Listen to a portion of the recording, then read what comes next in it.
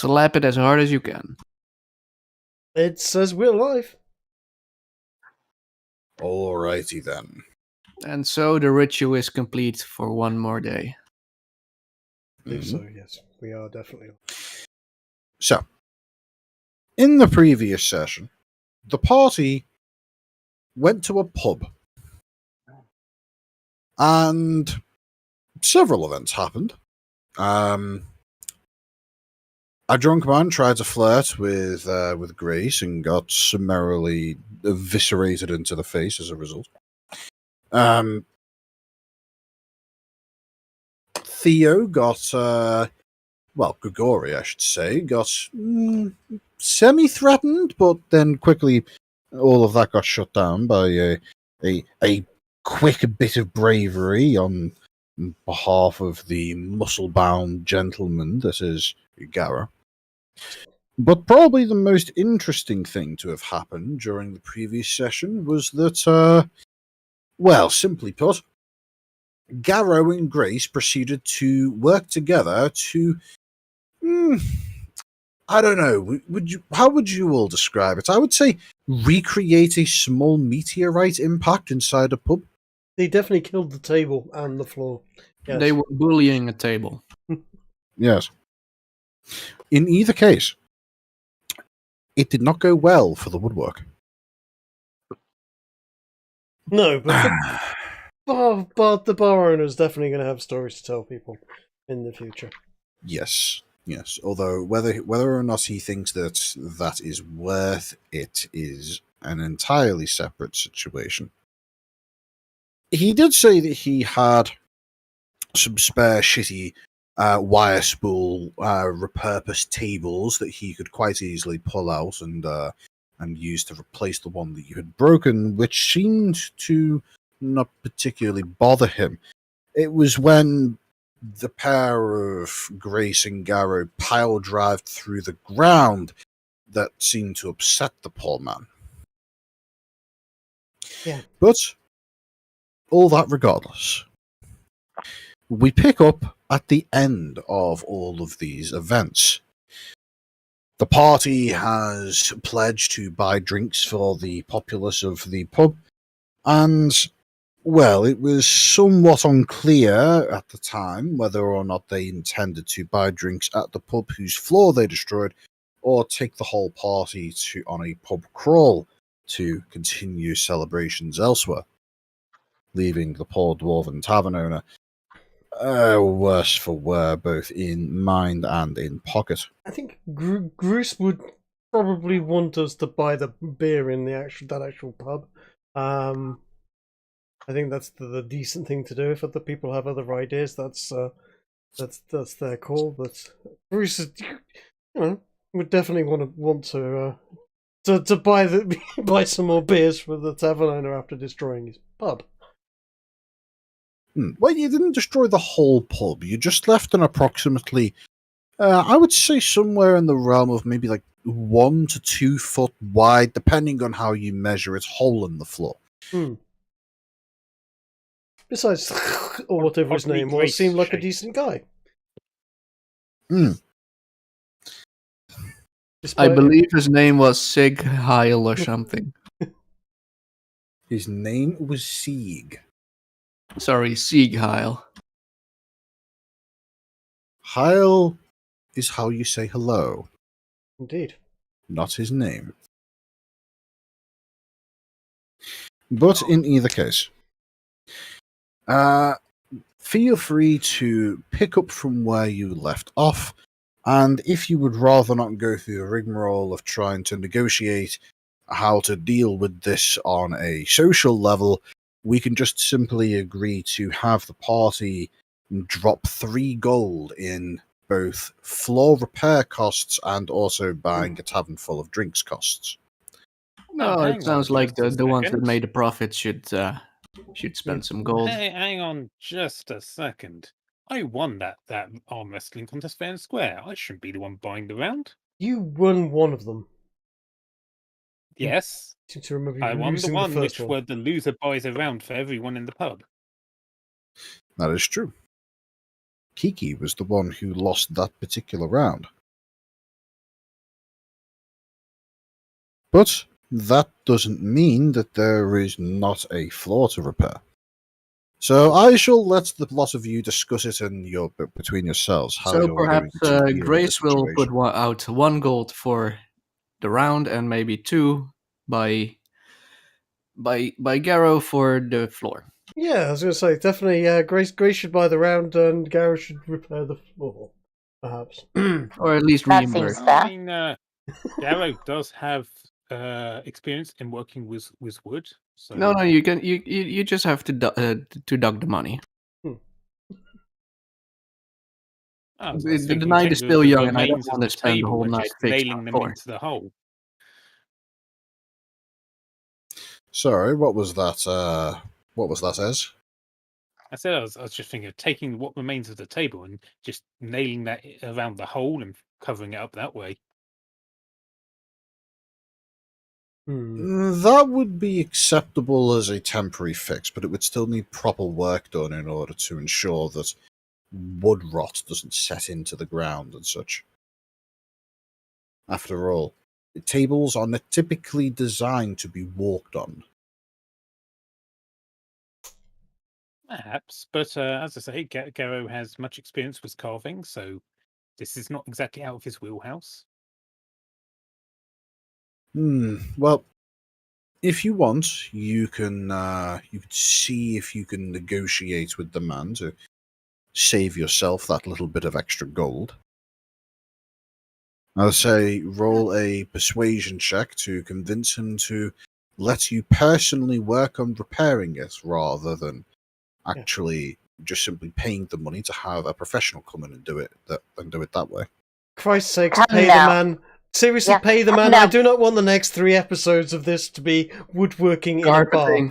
Carpeting simulator. Yeah, Garrow, are you not a gentleman? Surely you've got the coin for this rather than dirtying your own hands on this. Ah, but don't you think, after we put him out as such we owe it to him to help him out. It would be Yes. dishonourable to do anything other. And Yes, and pay the man. deny a worker, a labourer their daily job. I just give him the gold, Garrow. Surely you're good for this, right? Christ, Garrow, we're adventurers, not carpenters. If you ask me, then there's not that much a difference between the two. Okay. At this point, Sieg is looking at the party with a simultaneous look of pleading and also impatience, depending on the given second that you happen to look at him. I'm going to roll then. I guess I am persuasive. Apparently, you are. So, what exactly do you try to persuade him of? I'm gonna just basically do a fix with the materials on hand, at least so that no one falls down and has an upset before it can be properly dealt with. Well, as you say this to him, he looks like he is somewhat dejected and proceeds to stop you for a moment, lifting a finger and saying, "Hey, give me a moment. I'm gonna have to give this a look over and see if I even think it's possible to fix it using what's on hand."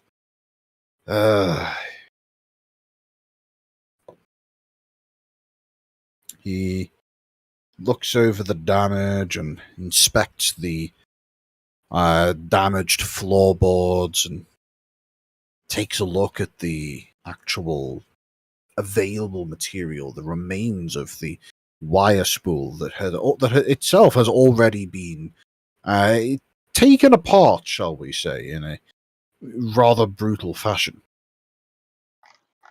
And he looks at you and says, "All right, I'll cut you a deal. Give me the 2 gold now. You can come back tomorrow, and you can you can make an attempt at repair work. And if you can get it looking good, then I'll give you your money back. But otherwise, I'm gonna have to get the authorities on this one." Garo shrug and flick the money over to him. Well, I hope what you say is right and that you can sort out a decent bit of work on this, because I'm gonna have to cordon off half the bar to stop people from falling in this damn hole. Speaking of, he looks around at the various people who are expecting drinks and says, "Right then, I've been paid, so I suppose I should start pouring drinks then, shouldn't I?" And he walks over to the bar and pulls out a large selection of mugs, takes a look and says, "Some of you bring over your old mugs. I'm going to need to take a few to do refills." And generally speaking, the crowd, the overall feeling of jovialness begins to return to the people in the tavern as everybody begins to bring mugs over, and a whole round is served to everybody in the bar. Nice. Hey, Garo's gonna talk to CD for a second and ask him if he perhaps has any spells that can make plants or wood grow. Yeah, as a druid. You want to grow the floor back. Not Pretty bad. much. And then Garo can just cut it back. Let me see if I have any. I'm just browsing the spell list right now. 1 second.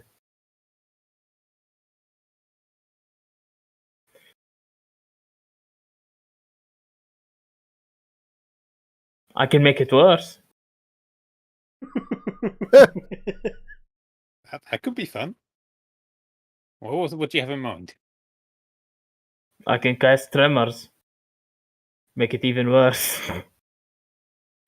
I suppose, if we make the entire pub fall apart, no one's going to notice the small hole in the corner. I thought you had a spell that made plants grow into a veritable forest in a second. Yes, but unless you want him to call a gardener instead of a carpenter tomorrow, I don't suggest using that. It would certainly plug the hole. And everything in there. I would say anybody either involved in or listening to the conversation roll Arcana checks.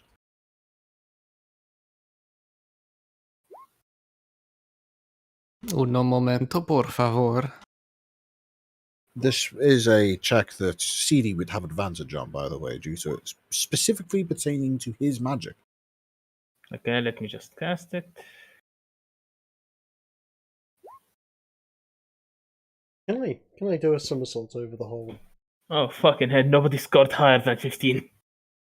Wait, no, excuse me, Garo. Garo. Garo. Of course the wizard would score highest.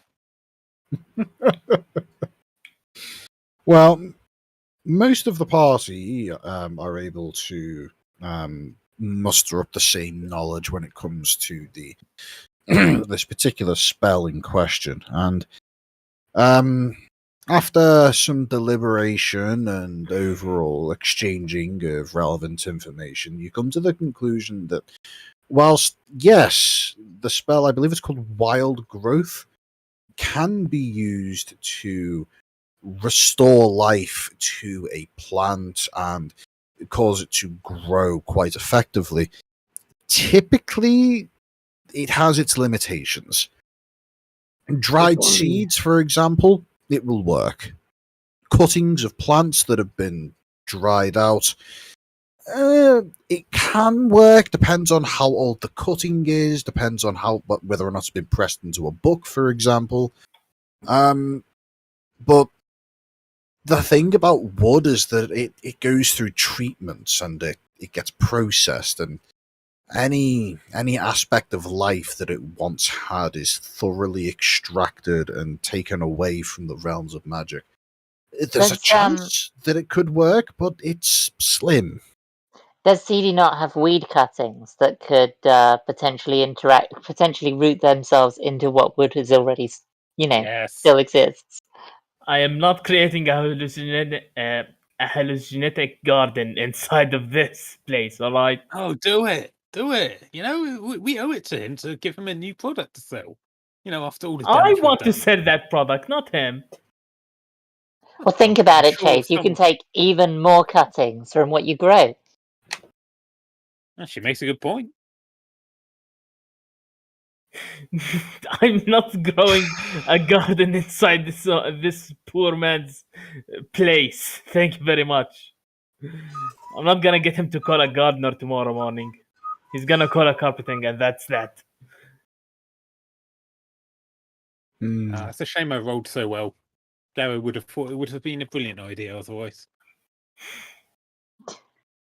Yes, amazingly, you actually rolled the highest, and therefore were most qualified at the time to realise that that was not a good idea. Are there any trees outside this pub, like in the nearby area? In the form of ships, I think. We're in the or- city by the Or docks. even, like, I suppose seaweed would work. The closest that you can think of in terms of potentially free lumber may be an otherwise, shall we say, unlikely to again be utilized boat in the nearby, relatively disused harbor. You know that you know from local information gathering that the local harbor that the Bad Star Bar is located next to is, for the most part, consisting of disused ships. But,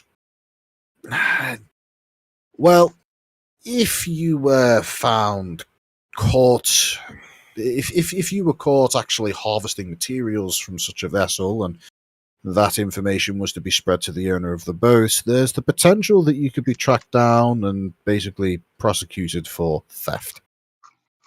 Oh no, I was thinking more of, like, you know, it's a rundown part of town. There's going to be some abandoned buildings with some plants growing in them, you know, or even just, you know, at the corner of a building. It only needs a small piece for his spell to work.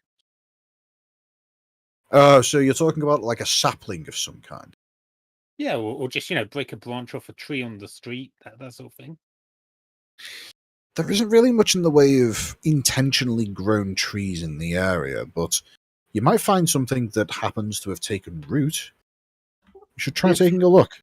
If only we had a dwarf with us that could use Bruce is going to spell named mending. Bruce is going to interject here a little bit and put his hand on Garrow's shoulder and go, "Garrow, buddy, it's the middle of the night. We're on a bit of a piss up at the present moment. Shall we stop with the amateur carpentry and get back to drinking and playing games? With, you know, I don't know about you, but I'm not really up for climbing around trying to find a bit of a tree in a disused building at the moment. I fancied a game of darts or something. Yeah, Maybe some more sounds like beers. a brilliant idea. Yes. I'll gladly have a beer. I hear someone was buying a round for the entire pub, isn't that right? Precisely. There were drinks to be had. Indeed. Speaking of, as you look over to the bar, you do see a series of 5 golden pints waiting for consumption.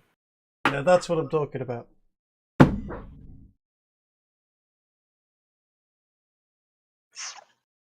I'm going to do a somersault and roll over the hole that has been made in the floor, and sort of slide over to the bar and land gracefully with her hand on a pint. I'll do an acrobatics check for that. Sure.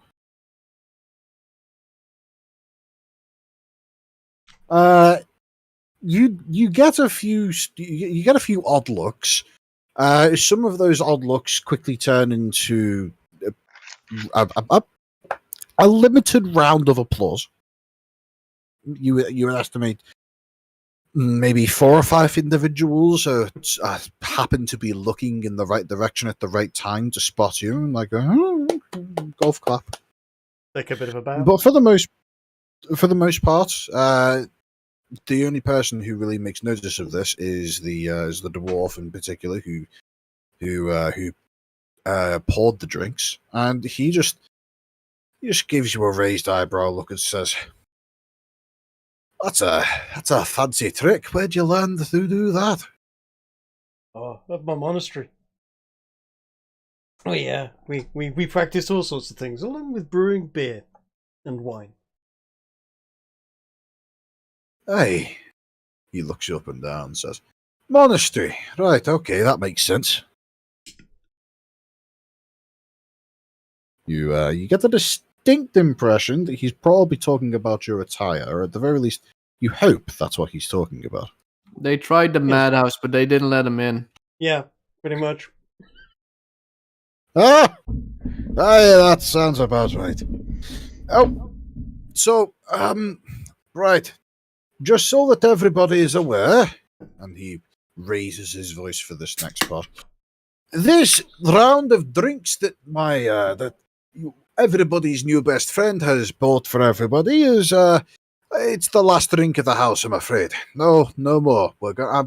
I'm closing up early so that we can get this hole sorted out at the very least. And as he says this, you can hear there's a bit of grumbling and mumbling, and at least 2 or 3 people sigh and give a overall. They vocalize their distaste for that particular announcement before Sieg looks to the rest of you and says, Right, well, I'll be keeping the place open at least for the next half hour or so feel free to find somewhere else to sit and enjoy your drinks. Well, this is after all a crawl. Sieg, surely you can join us for the next pub, along with the rest of your patrons. I've got some contacts to try and get in contact with, I'm afraid. Fair enough, big man. But the offer is there. We'd be happy to have you along for the drinks. Maybe next time, when I don't have some holes to fill. Fair enough. Mind you, isn't that what we all try to find at the end of a good night out? Get a hole to fill. Raises his glass. Sieg, best barman in this part of town. Hooray! You got maybe 2 people to raise their glasses with you and in a joint cheers, and you get a distinct impression that everybody has forgotten about the hour's previous revelry and is mostly interested in just figuring out what they're going to do with the rest of their evening. Bought them all drinks. Immediately ignored. Shame. And I rolled a d20 to see how many people would respond to your cheers, and I rolled a 2. Yeah. F. Indeed. You know, I've been thinking something. Mm-hmm. Doesn't CD have a spell for creating food and water? I thought he had, yeah. Does that extend to alcohol? Create food and water is specifically limited to simple foods and water. It creates pure and clean water, but it's water, and the food that it creates is typically regarded as the likes of plain breads and potatoes and things of that nature. It's intentionally worded to be unimpressive foods. It's there for sustenance and little else. Yeah, well, that's halfway to vodka and beer. Yes, about a month away.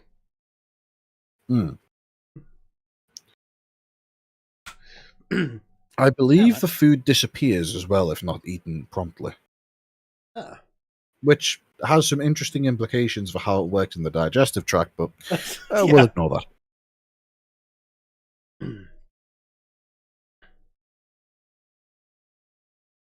Right, so I guess we will need to strike out for the next place unless there's anything here we want to still do.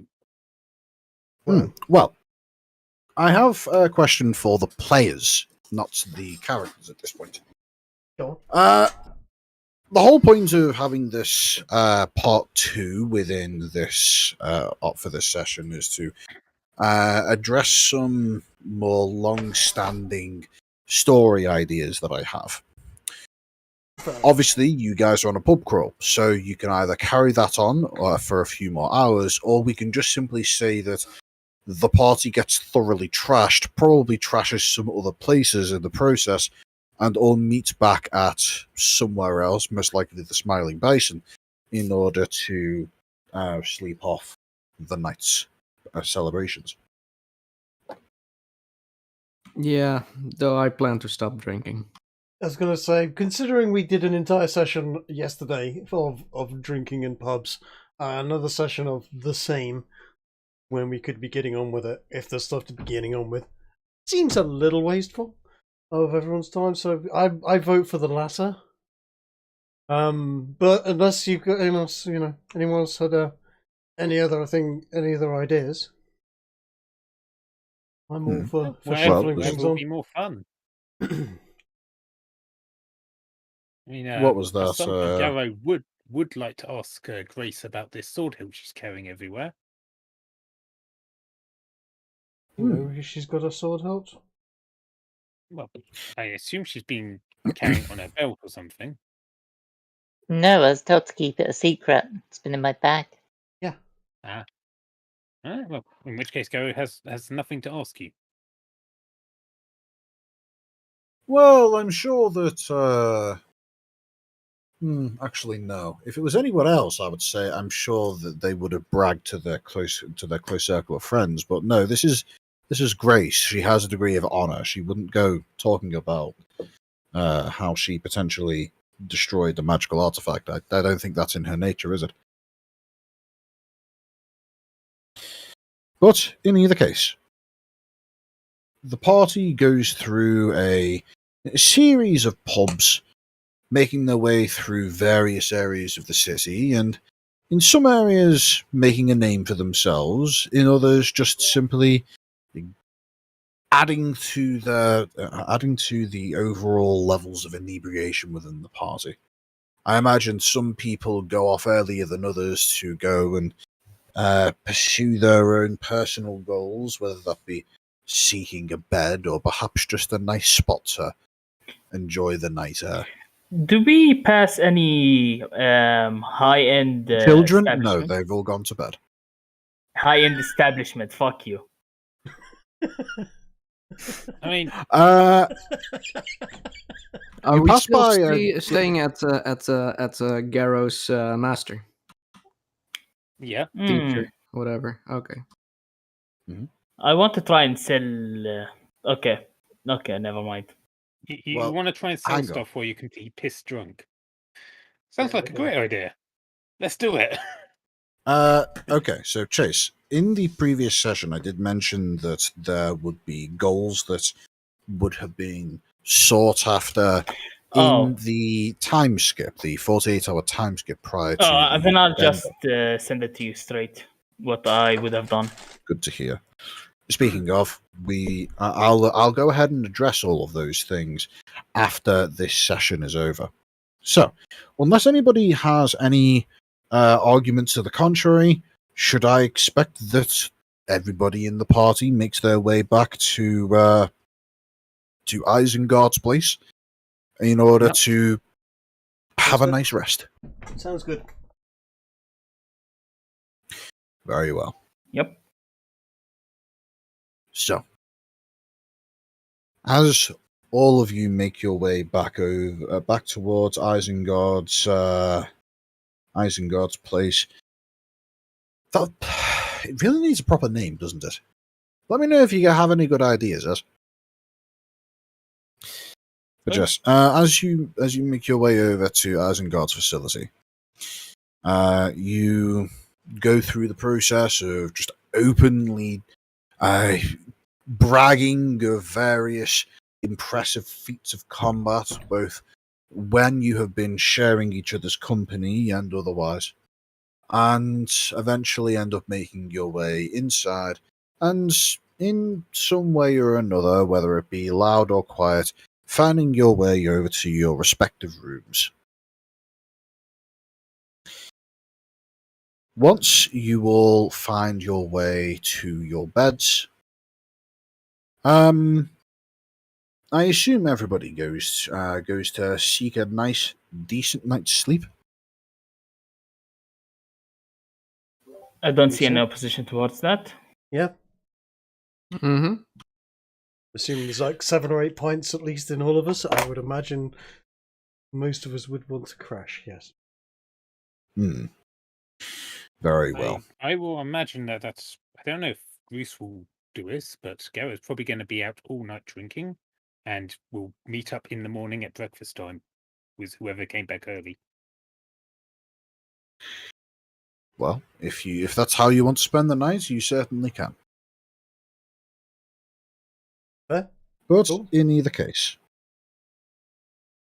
as the rest of the party make their way to bed, with CD having been introduced to Isengard the night before and being given his own room, and Grigori himself having been given somewhat of a high class area to sleep in. For some reason, the elven nature seems to have appealed to Isengard to an extent, and he recognizes that you probably wouldn't be satisfied with something more akin to the sleeping quarters expected of the likes of Garrow or perhaps Grace. You mean Bruce? Yes. Hmm. The fact that you two came up with such similar names will. I was I literally will always just regret that decision. stuck a G at the beginning of Bruce instead and took away the B. Yeah. Well, Grocery. Exactly. It also will manage to happen before we even came up with the whole G thing. yeah. So, Grigori, as you make your way towards having a proper night's rest, as an elf, you don't really sleep like the others. Instead, spending most of the night simply sitting down and recording whatever it is that you do in your journals and reading books, and generally speaking, just finding ways to spend about 4 hours of the night just exploring around and taking note of your surroundings, with the latter 4 hours consisting mostly of sitting down and entering into a more meditative stance that allows you to, instead of sleeping, expand the horizons of your knowledge. And instead, elves tend to, it's difficult to describe, really.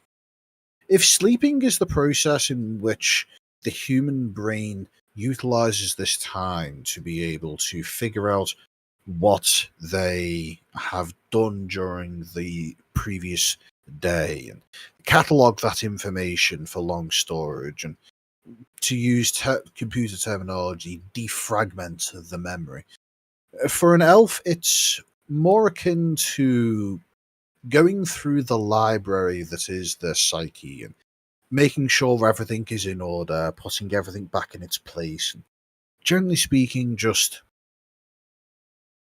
doing internal maintenance, if you will. Are But- elves like dolphins? No, they're more like the Do French. they sleep with half of their brain at a time? No, they don't. They don't sleep with half of their brain at a time. It's better to describe them as they never enter REM sleep. They No always, wonder he's always pissed off. Explain it. Yeah, easier.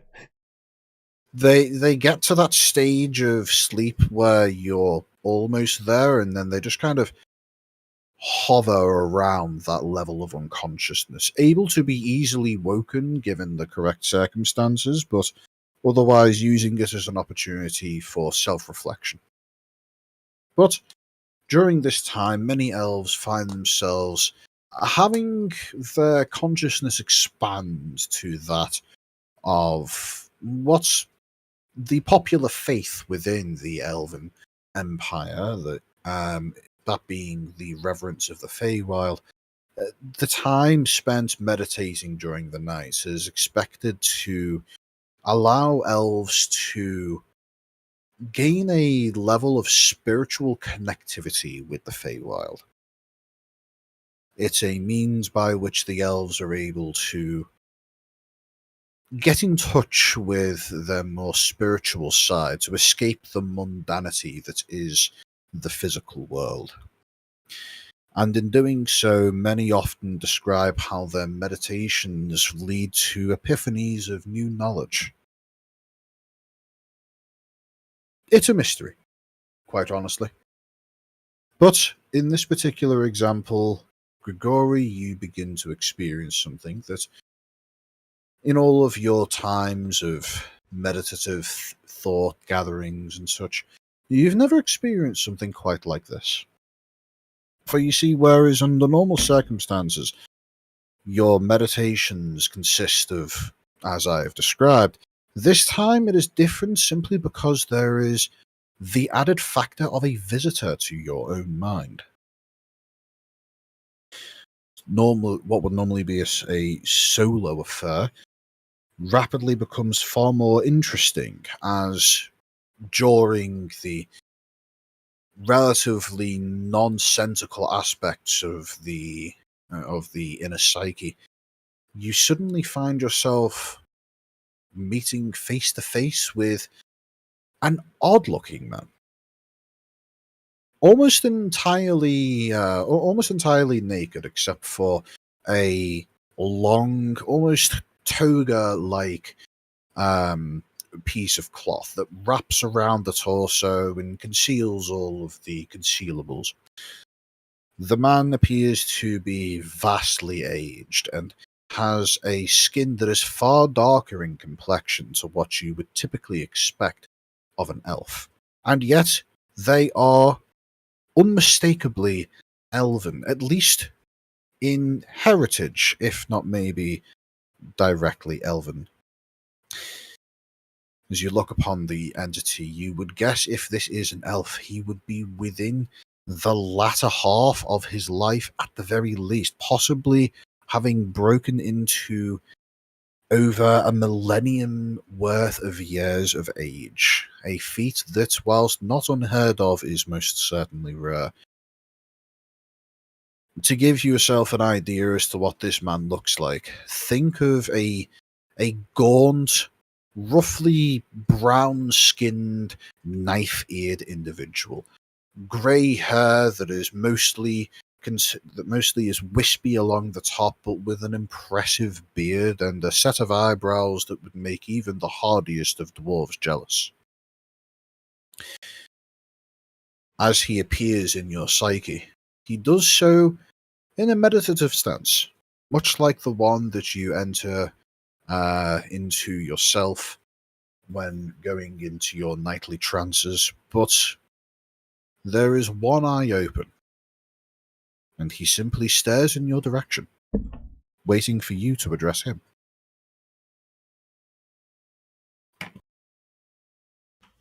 I just think to myself, I'd never seen that before. Usually I can it's a sort of a lucid state of my dreams, but that's very weird. As you think this to yourself, you see a smile crack across the man's face, and a small, high-pitched, almost playful chuckle comes in.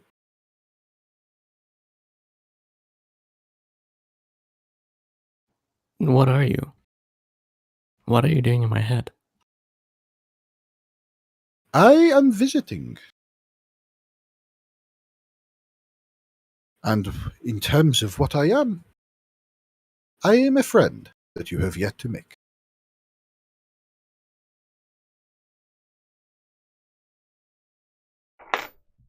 A friend? What's your name? My name is not something that is important for now. Perhaps we can reveal that information at a later date. But for now, there is something that you should be made aware of. You carry an artifact. An artifact that once belonged to myself. And as he says this, you see one of his arms unravels into an open palm on which lies the magic knife in all of its shining, lustrous glory. Tell me, do you know what this is? I shake my head. I I I have no idea. I did not think so. Perhaps would you be interested in knowing more of how this item works and what it may do for you? I just my eyes just go slightly wider and my jaw slightly drops and I just nod. I've been trying to figure out how, but nothing I tried yet gave me any more insight.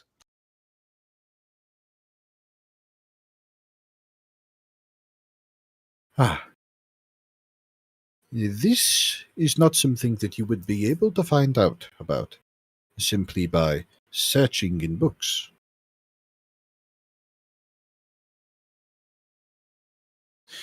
Perhaps we should have a meeting. Where can I find you? Well, before we can discuss that, we need to know. Where in the world are you? I'm in Meadowburn. You see his eyebrows furrow for a moment. I am not familiar with this place. I am in the human realm. It's one of their largest cities. Their capital, in Ah. fact. And which human realm is this? Never mind. I am in a place. It is a place that is on the fringes of what you would know as where the people live. It is a place that is a very long way from here. Tell me, are you familiar with the giants? The giants. They are the ones that live in the wilderness, are they not? Roll me a history check, Theo.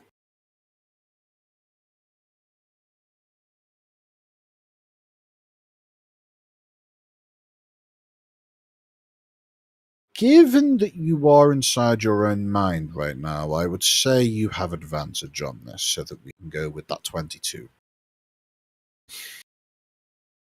The giants are somewhat of an enigma within this realm. There are relatively few things known about them, and those few things mostly consist of the simple fact that, first of all, as the name implies, they were rather large. Secondly, they used to be extremely prolific across this continent. And thirdly, they are now conspicuously absent. The only other thing that's known about them is that they possessed magics the likes of which have been lost to the sands of time that were once used to bring down the glorious empire of the dragons during what was known as the Age of Dragons. since the fall of the dragons and the expulsion from most of the world, the giants themselves have also been mostly lost as well, with both races both species, the giants and the dragons, having believed to have, at the very least, if not gone extinct, been pushed to the brink of such. What is most noteworthy about the giants, however, is that unlike the dragons, who have vestiges of their civilization still within this realm, for example, over on the Isle of the Dragonborn, where their architecture is revered as sacred artifacts, the giants are almost entirely unheard of. You personally know of only a handful of known to be giant artifacts, one of which is an enormous runic blade that is plunged into the earth and extends for at least 40 feet into the air within the forests of Teliara.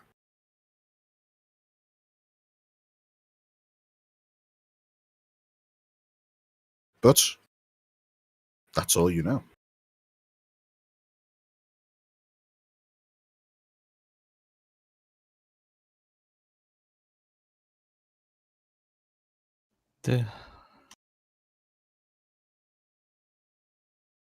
Will you wait there for me?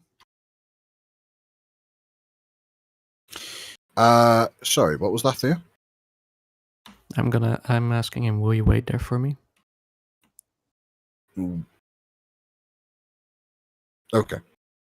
When you ask that, the man looks a little puzzled and says, "Wait for you where? Or is that where we'll meet?" He hasn't mentioned anywhere, I don't believe. Oh, okay. Then never mind. Is that where you plan on us meeting? I presume that you are speaking of the rune blade within the forests. No. I am in a place simply known as the Fourth Fortress. It is north of the Giant's Forest, and it is where one of their final bastions before their fall. That is where I reside.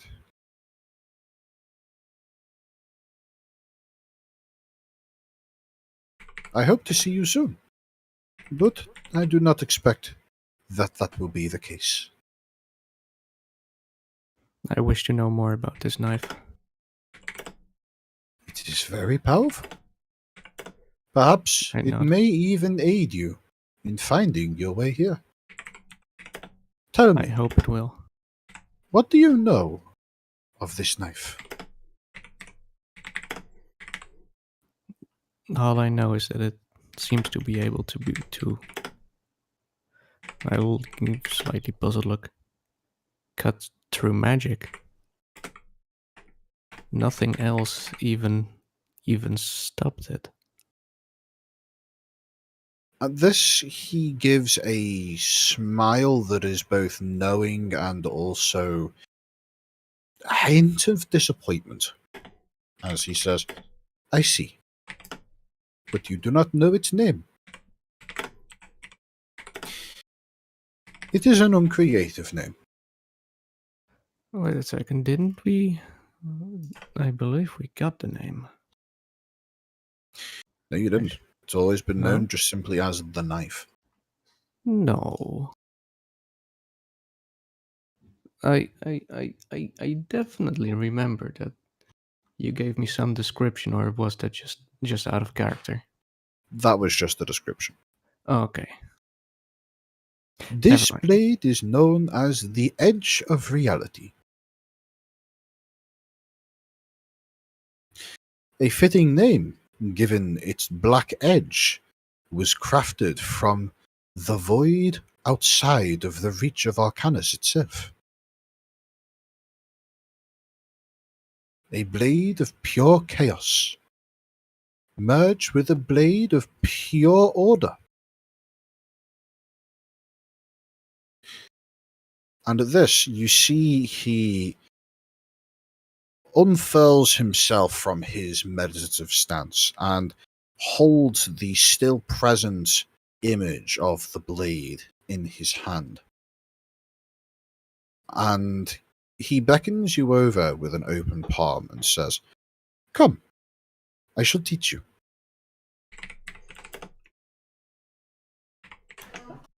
One second. All right.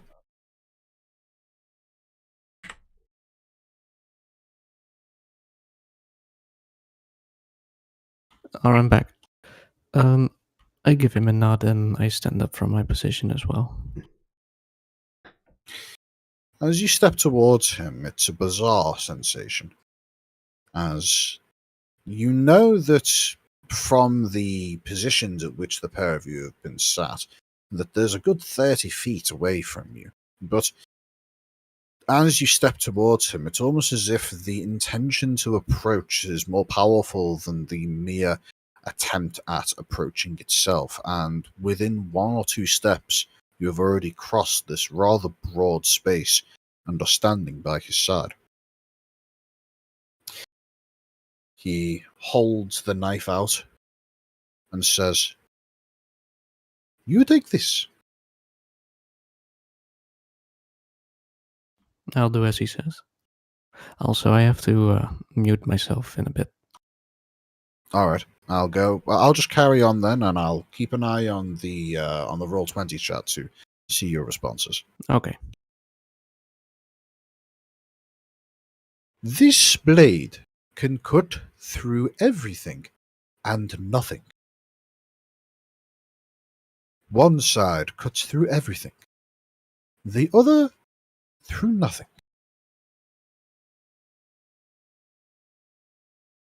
Give it a try.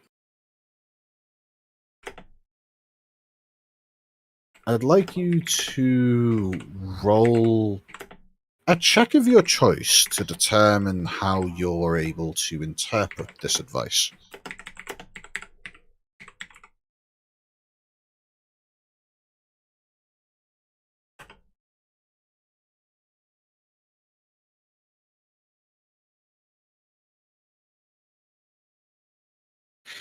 No, Bruce, no knife can do that efficiently.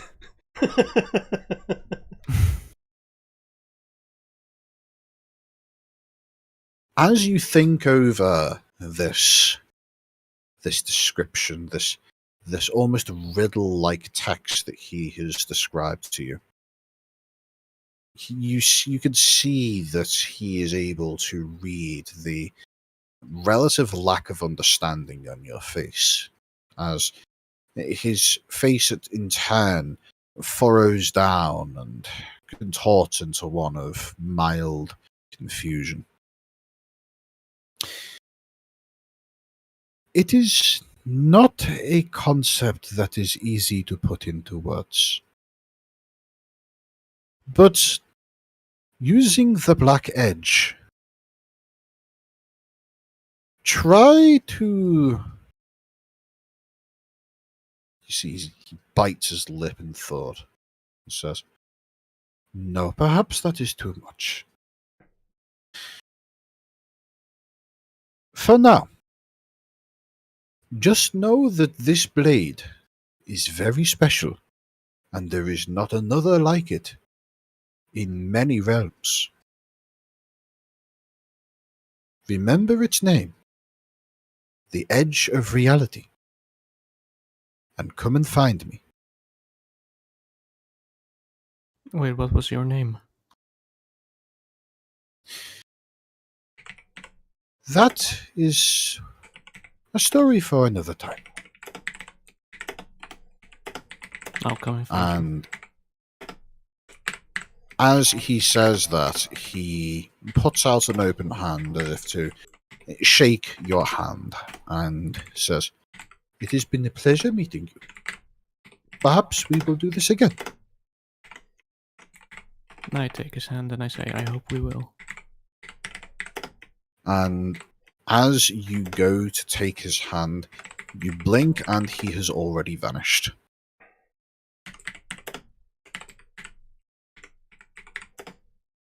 And that is where that whole sequence breaks off, as you suddenly find yourself returning to reality. You wake up from your meditative trance, but there is one key difference between when you first went into this trance and the morning after. That being that as you look around, you realize that the knife is now in your hand.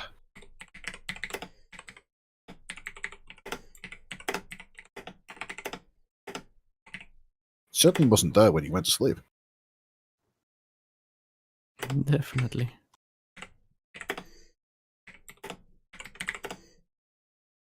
So,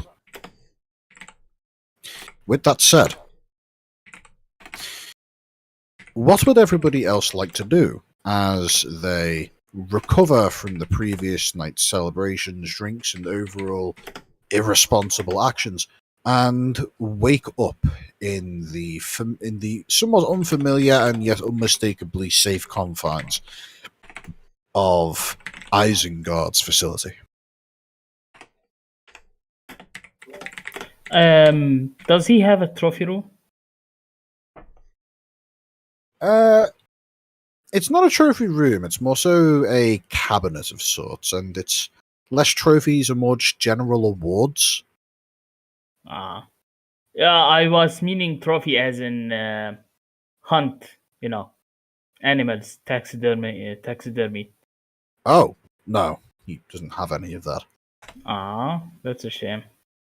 Anyway, I want to swing by the what's the word? The factory in there. You want to go to one of the workshops? Yes. Just take a look around. Okay.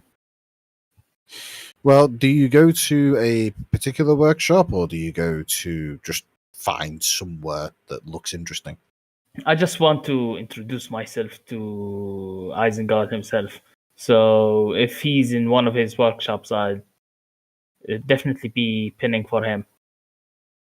All right. Well, I would say in that case, just roll me a d20, and we'll see if you happen to bump into him.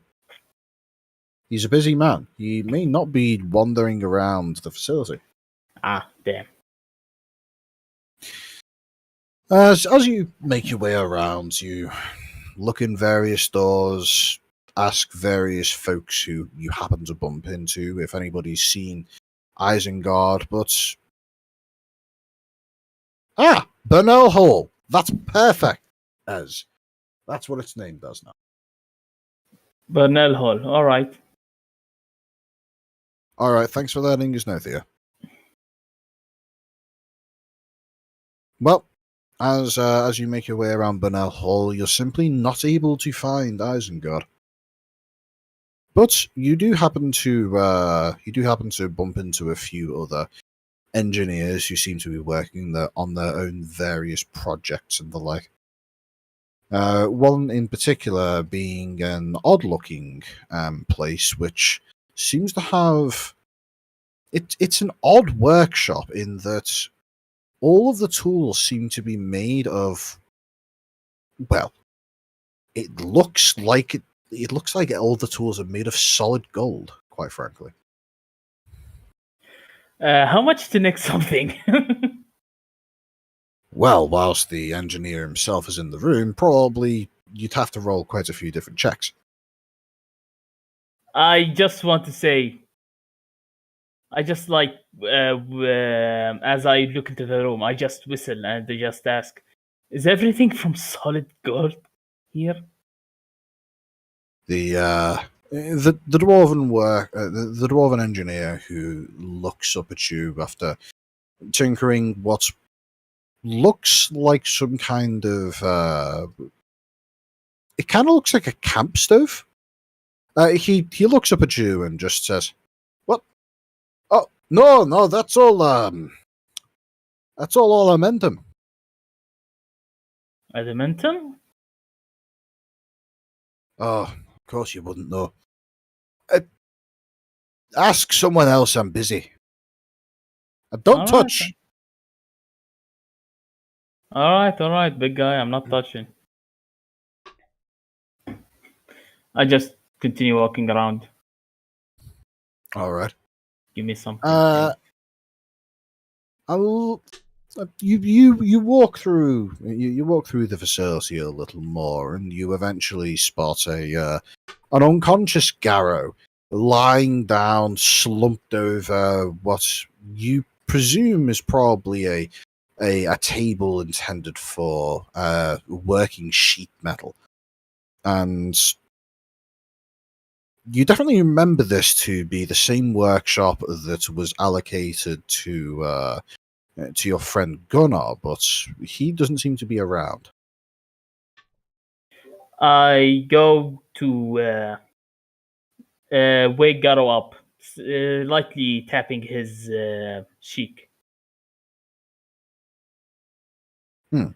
And speaking of, what would everybody else have gotten up to between Grace and Bruce? I will be trying to find breakfast.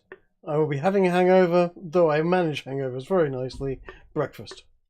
Bacon, eggs, sausages, etc.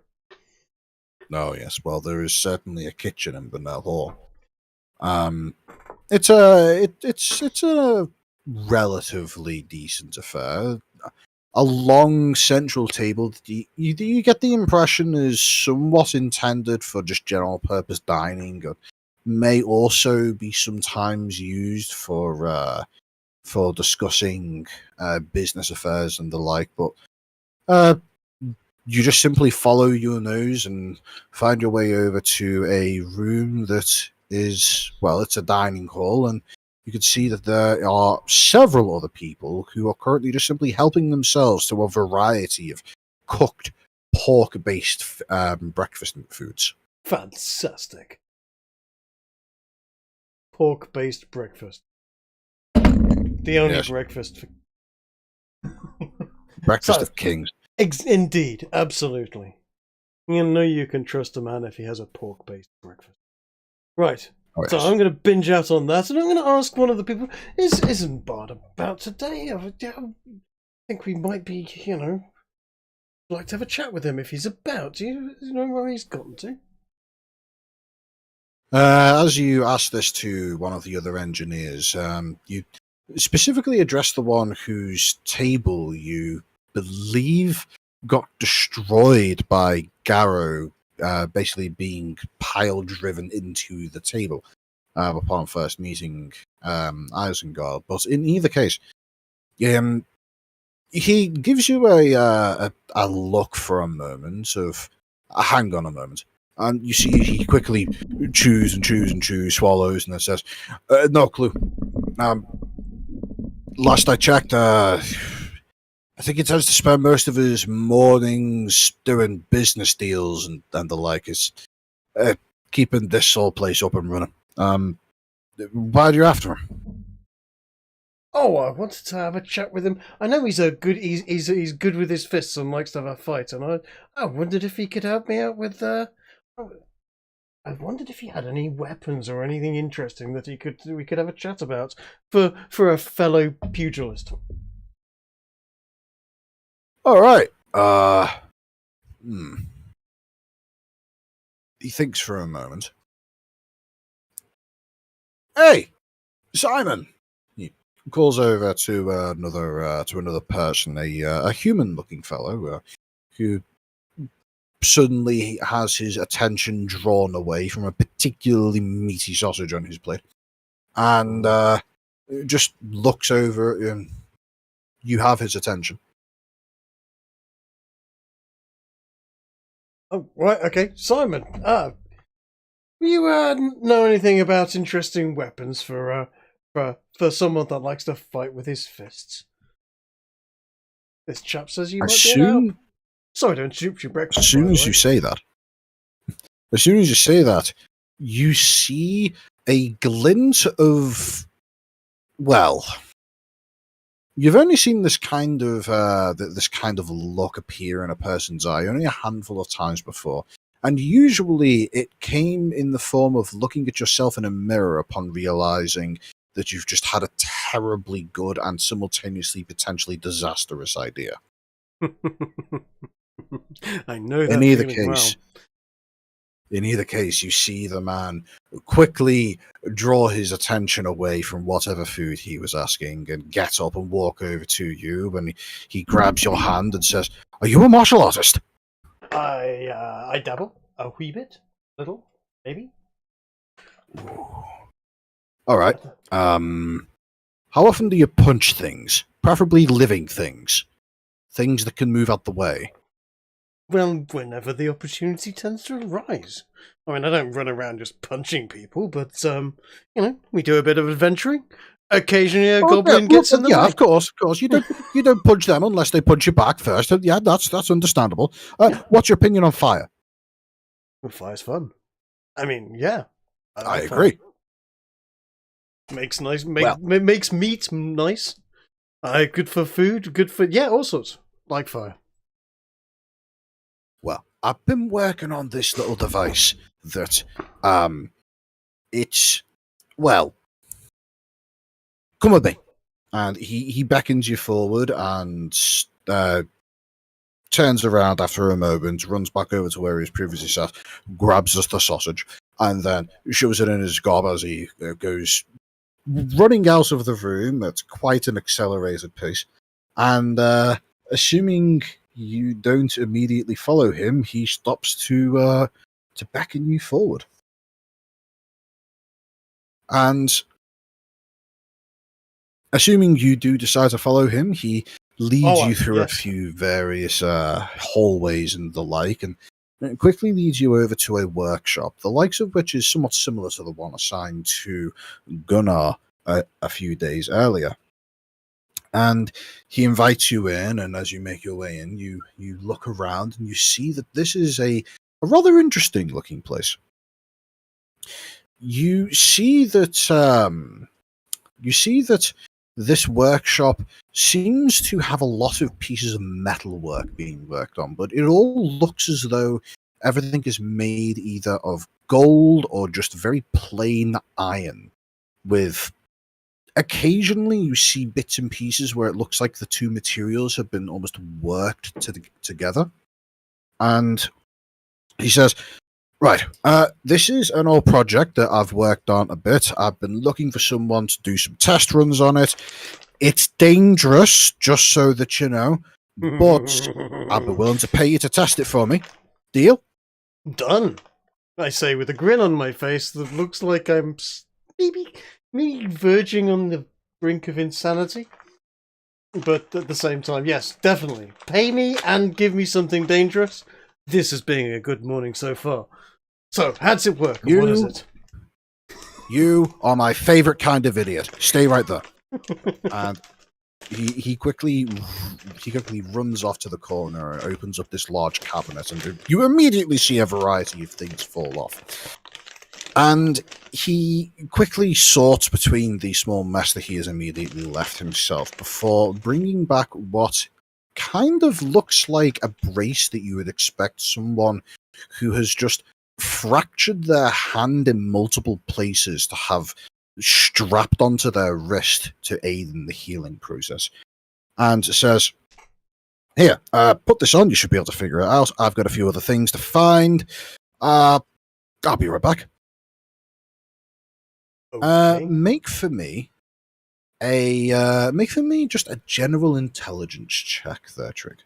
An intelligence check. Intelligence.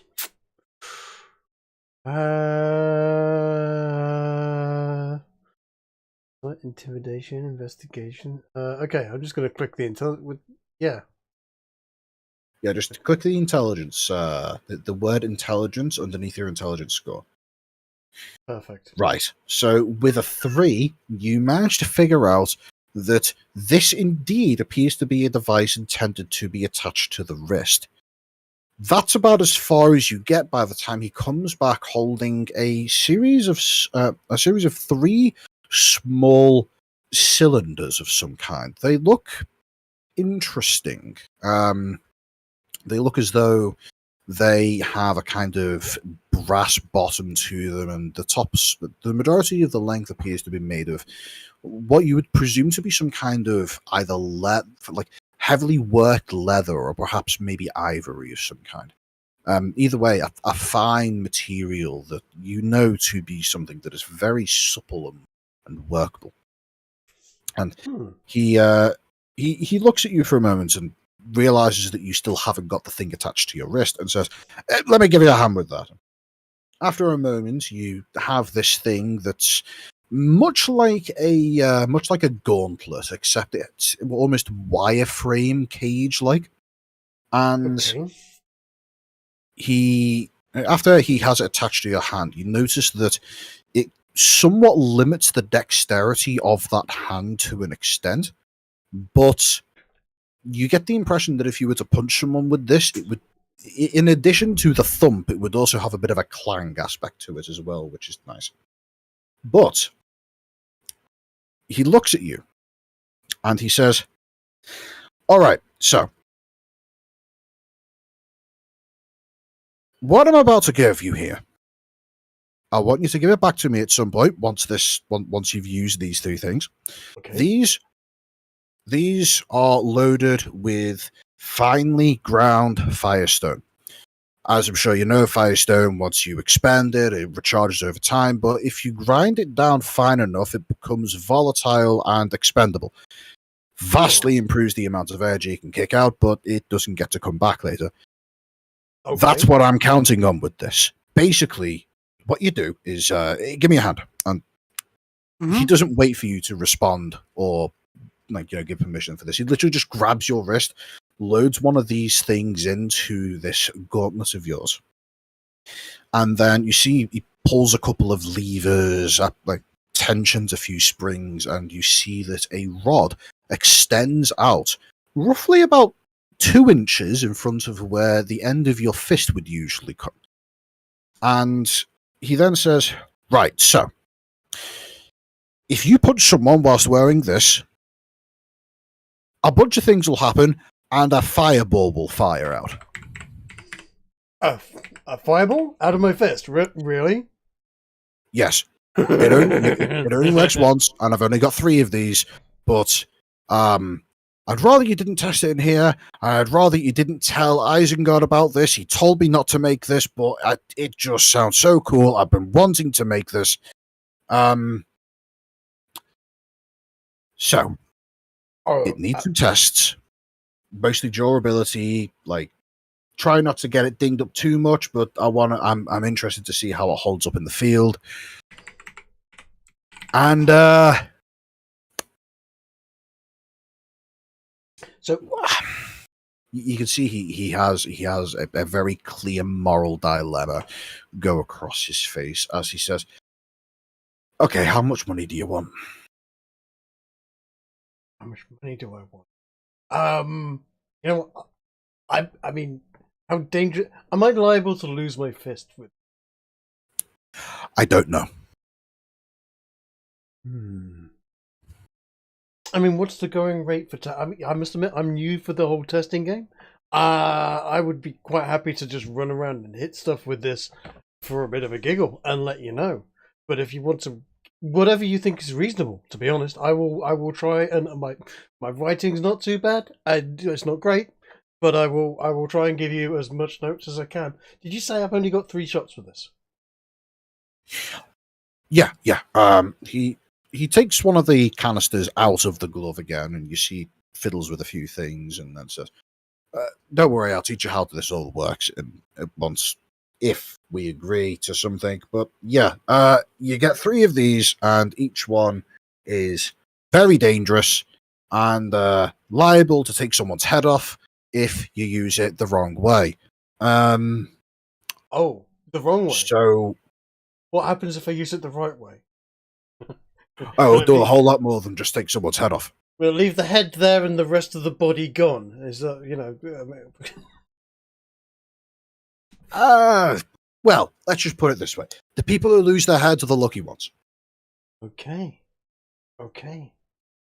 So, Okay. I'm all ears. Tell me right everything. here. How about this? And he walks over to a small chest, and you can see this is a very well secured chest. It's iron banded and there's a rather hefty lock on it. And he opens it up and pulls out a decently hefty sack of what is rapidly revealed to be coin as he plugs it down on a nearby desk and says, 50 gold pieces. Done. All right.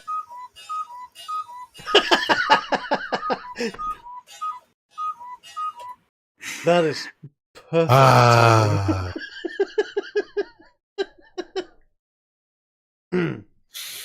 All right. Go ahead and add into your inventory the meteor device. The meteor device. Mhm. Okay. Might be worth putting in brackets prototype. And I'll cover the effects of the various expendable charges later. But he then proceeds to spend the next, like maybe 5 minutes or so giving you a quick once-over, demonstrating how you set it, how you properly tension the springs without breaking anything, how you get it to the point where it's able to effectively discharge one of these blasts without, destroying the meteor device itself. And during this entire time, he's repeatedly stressing to you, don't tell Isengard about this. This is just between you and me. This is a personal deal. He's not to know. If you do tell him, the deal's off. I'm taking it back off you, including the money. Absolutely. Absolutely. Mum's the word. In fact, I've basically forgotten I've got it when, yeah. I mean, what's this? Where's this money in this thing from? I look away. Oh, it's not there I have anymore. no idea, my friend. It looks to me like you have just made a very lucky find off of the street. I must admit that does look somewhat familiar, maybe the work of a madman genius, but I wouldn't know because I didn't make it. Please leave. Cheers. Big thumbs up. Big silly grin. He gives you a thumbs up in return and give me an insight check. An insight check. Okay. There we go. Oh, great. 6. Okay, so what I'm going to say comes in 2 parts. The first part is what Groose knows. The second part is what I'll tell to Trig. This is great. You just got yourself a new toy. Fucking brilliant. And you got paid for it. Even better. What Trig should know, but Groose doesn't, is that if this was any closer to making a deal with the devil, you'd currently be speaking Abyssal. Perfect. Perfect. I can live with deals with the devil. Experimental. I'm just going to put in there 3 shots. Mm-hmm. You can see on the right of your character sheet that there is an area where you're able to create you're able to basically enter in resources. There'll be a section for tracking your key, for example. Yes. Just simply enter into there. Let's call them meteor blasts.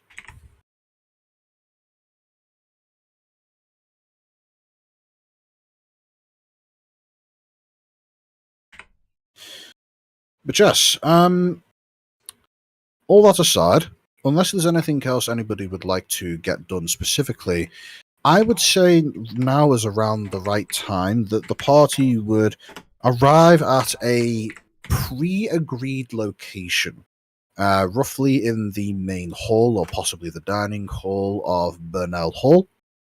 And from there, you'd be able to exchange ideas and so on and so forth.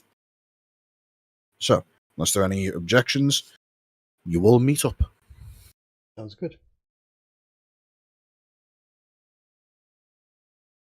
You'll have to tell me how to add and what damage Meteor Device does, and as an attack / spellcasting thing at some point. But clearly not needed now. I will. Hopefully not.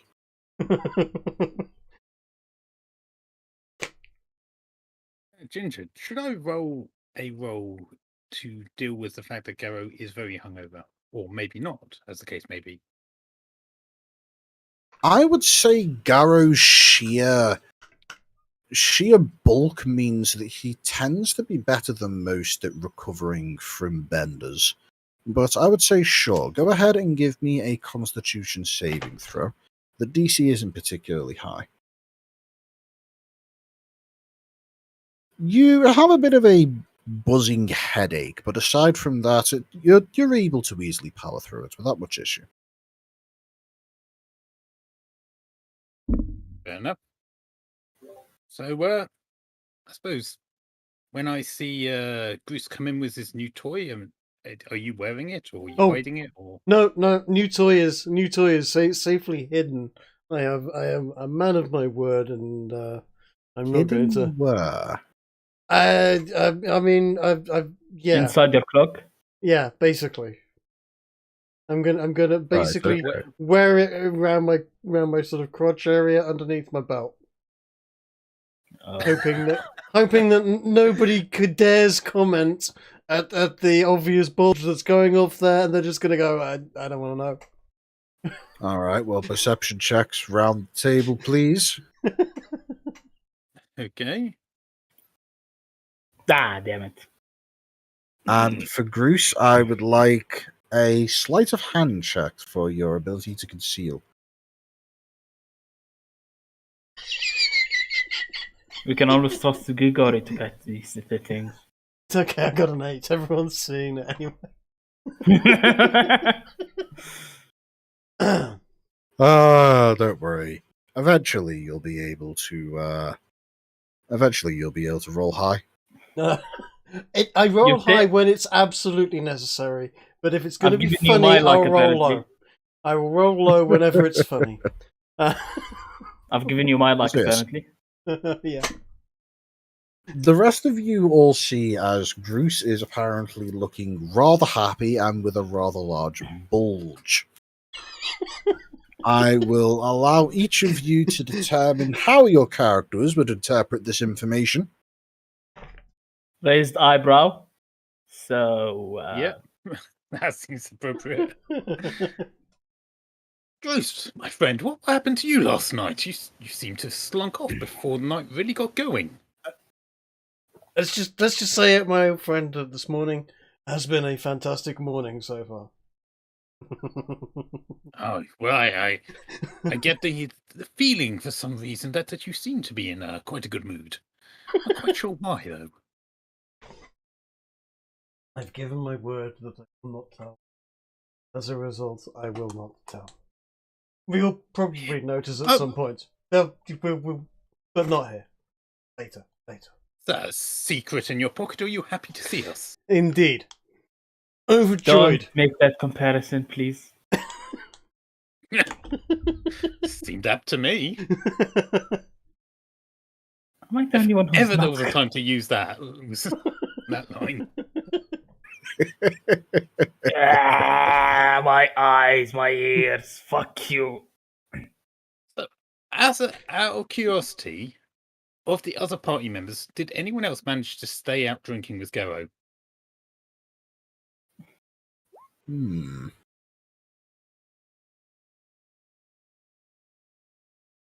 I would have stayed out for a fair amount of time drinking, but I would have slunk off relatively.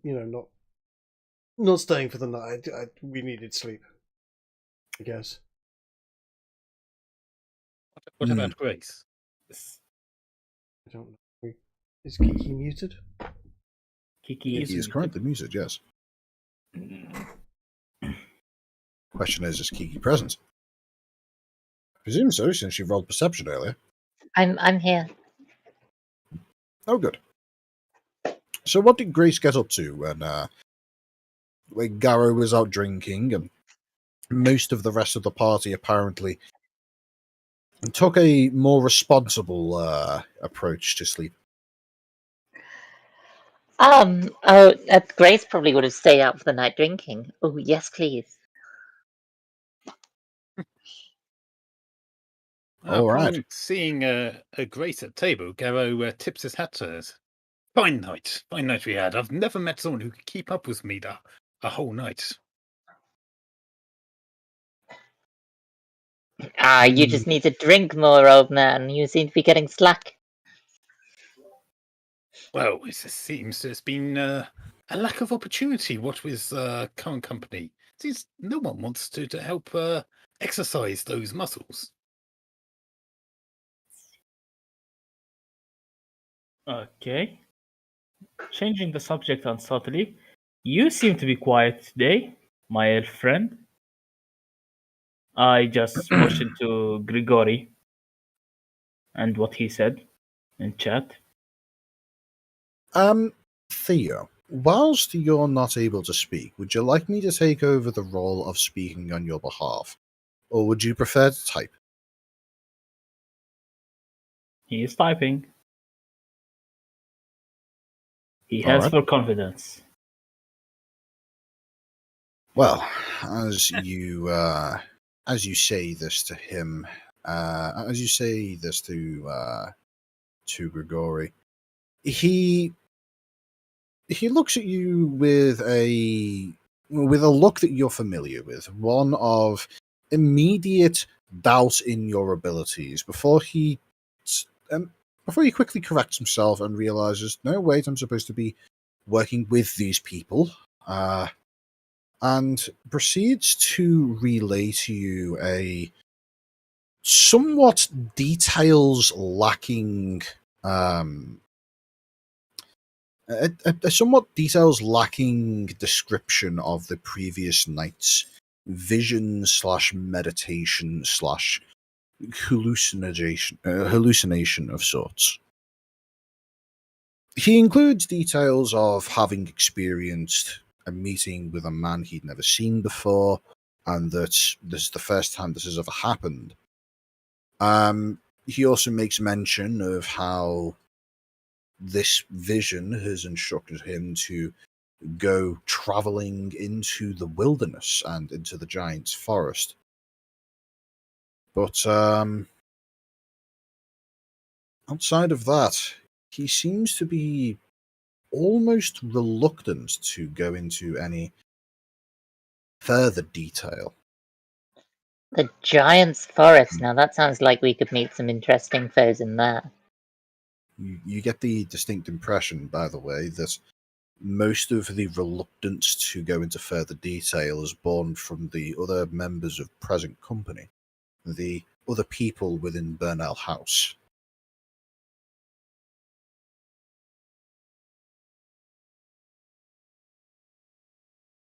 In either case,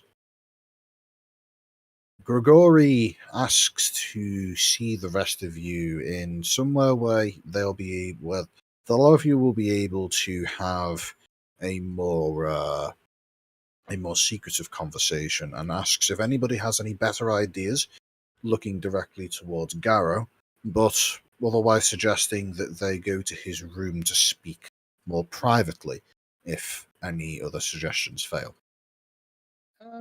Garrow will offer that the stables on the far side of the lands have been in a dilapidated state and have yet to be refurbished.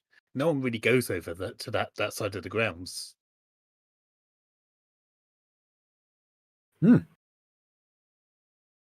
is a good point. This area that you would all recognize from the last time you were out in the main area, the outside section where you first met Isengard.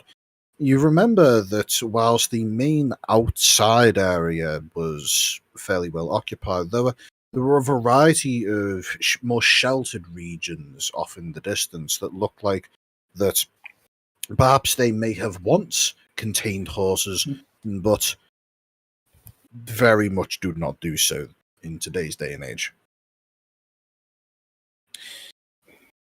So, as the rest of the party As you all make your way over there, assuming there are no objections to doing so, you all meet up in one of the now mostly, not fully abandoned, but mostly disused former stables. You get the very slightest hint of smell of animal husbandry from this location, but it's otherwise not particularly unpleasant. The smell is mostly masked by the unmistakable scent of various solvents and the like. There's a solemn look as I'm following the party through there, a bit slower than usual. Like something heavy is on my mind as we move towards the stables.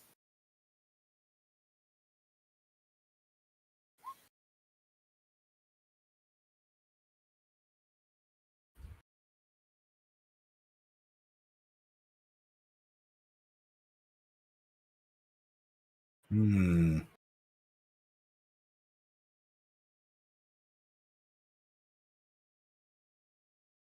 think Garrow, with that role, has noticed that both of you have something on your mind, but seeing as Trig Grease seems to be in a more happy state for his secret, he's going to actually talk to Seedy first. Say, you seem to have quite the long face for a man walking to the stables.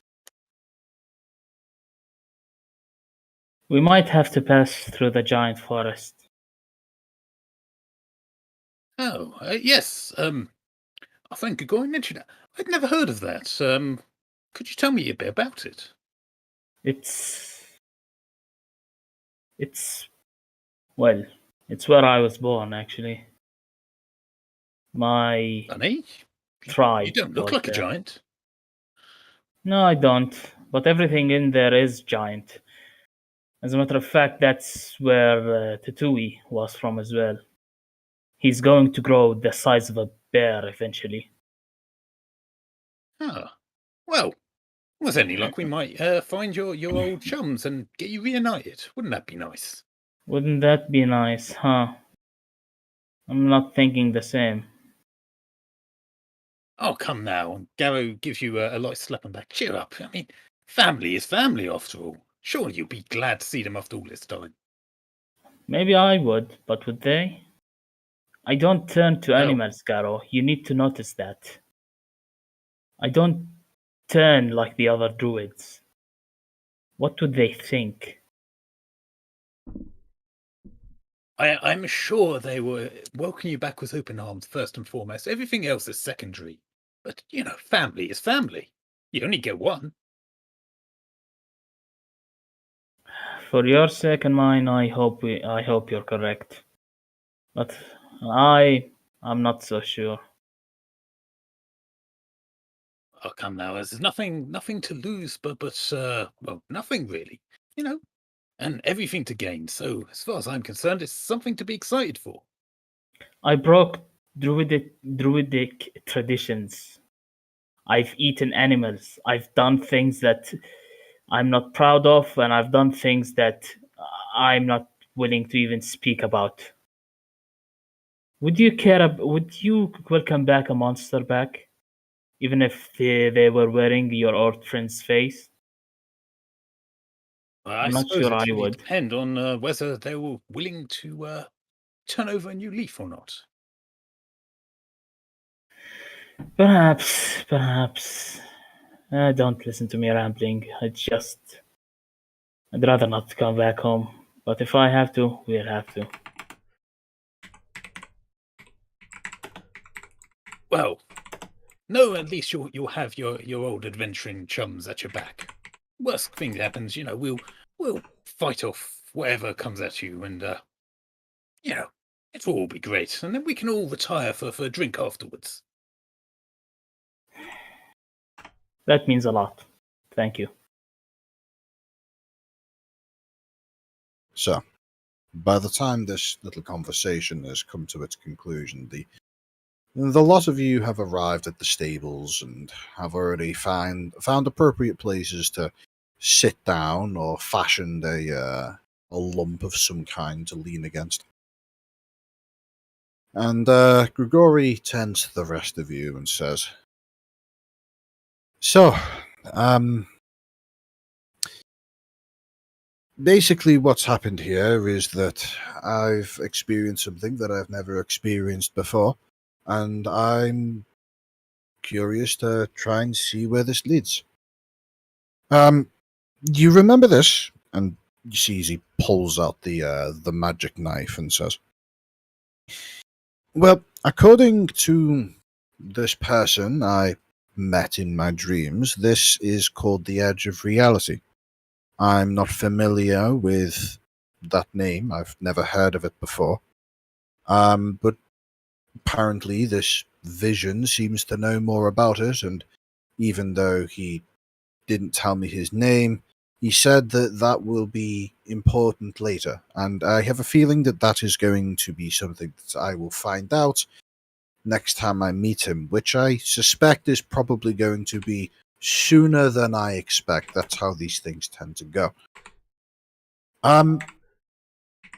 Now, CD, you say that you're familiar with the Giant's Forest. What do we need to know about this place? Everything is 10 times as deadlier. A squirrel in here wouldn't give you any trouble, and there it might gut you to pieces with ease. And Why, so, Right. and It so is sounds the like rest a of the challenge. animals. Oh, it's a challenge, all right. Never mind the fact that we're going to have to watch our steps there. My family, the druidic tribe in there, they still live in there. I have no idea what happened to them, but I have full confidence that they still exist, and we're going to have to play by their rules when we are in there. Otherwise, let's just say squirrels the size of a cart are not going to be our only problem. Huge squirrels. Okay. Huge squirrels, Uh, humongous wolves, everything is 10 times as large. We are Sounds- going to. It sounds like if we're going to have to deal with huge squirrels, what we're going to need is a huge cat. Or Well. giant nuts. Fortunately, I can provide those. This Look, Gruce, I don't want to know where you have what you have done with your package, and I'm sure that that will be revealed to me anyway, regardless of my permissions or consent. But we need to figure something out with this. I have a feeling that this is going to be more dangerous than times 10 squirrels. CD, Yes. what do you know about the fourth fortress? The fourth fortress. You mean the fortress up in the north? I The don't know. north. He says, shrugging. CD, go ahead and give me a History? history check. You would have advantage since this is quite literally your area. 17. The term fortress only really evokes one particular place in your mind, and it's the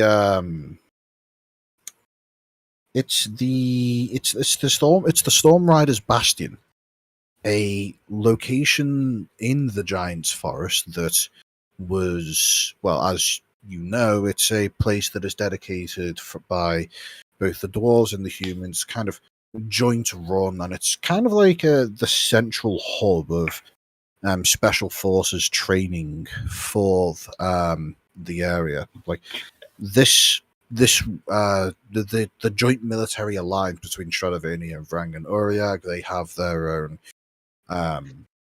Camp. they have their own arrangements, and one of this is the Storm Riders Fortress in the Giant's Forest.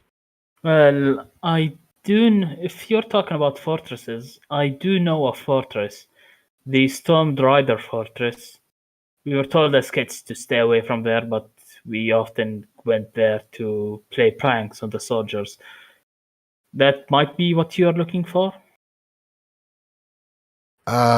Where is it? Is it north of the the old man in that dream, he said it was somewhere north of the Giant's Forest. Is it north? As far as you're aware, CD, the Storm Riders Bastion, that is in the Giant's Forest, fairly central. I don't believe CD would ever have ventured north of there, but you would know that it's typically considered forbidden to go any further north than where the Giant's Forest's extent hits its limit. Beyond there, the terrain becomes frozen. It becomes mostly inhospitable to most forms of life. It's possible for certain particularly cold hardy people to survive up there, but typically it's not recommended. It's not. People don't have a good time if they go that way. Then unfortunately I don't know what you're talking about. The Storm Riders fortress is fairly central within the giant forest. Up north is, well, it's basically forbidden for anyone to go there. We don't even venture when it's sunny, when it's summer, due to how dangerous it is. Some creatures might live up there, but I'm not certain. Can I just bust out the map at this point and just sort of take a quick look at it and go, okay, so we've got the giant forest down here, and that's next to the wilderness here, and then there's the mountains going up the right-hand side of it here. Would we have to go right the way through the forest, or could we just sort of skirt around the edges? I mean, I'm just looking at it. At that suggestion, CD lights up. Yeah, we might have to skirt around the giant forest. Avoid the forest, but the challenges in there. We could think of how much peril we could be in, how much danger we could have. And I'm thinking of my family and how much I'd rather not see them now. I'm thinking there's an untamed wilderness there. I'm also remembering that chap we met back at Lavendale. You know, the guy with the big red coat with the white fluffy trimmings on it. Didn't he live near there? That was George, wasn't it? Yeah. Was it there, or was he? He lives. He's from Nordshire. That's near where I come from. Yeah. Would we pass that way? Maybe we could meet up with him. Can someone ping on the map where people were looking at for this fourth fortress? I mean, is it near Penis Mountain, or one of the many giant penis mountains, or is it next to the big boobs? I'll use a pointer to point out various things that you were all relatively confident in knowing what to do and where these things are. So, first of all, regarding where George said he lived, that's somewhere around here, you're guessing. Right. He said he specifically lived in the mountains north of Nordshire. So realistically, it could be just about anywhere in this general vicinity. CD, you're aware of the Storm Riders Bastion being right about here. It's pretty far into the central portion of the Giant's Forest. And generally speaking, if you've gotten that far, by the time you find the fortress, you're in need of the break. Mm-hmm. People who travel the forest and don't have the protections of the druids in the process, they usually have to travel continuously without stopping. For stopping is simply to allow whatever predators that roam the area to track you down, catch you, and have a easy meal. I think, and the druids live around here, yes? Yeah, the druids typically live around here, and whenever you pass over the mountains, you go roughly this direction. Okay.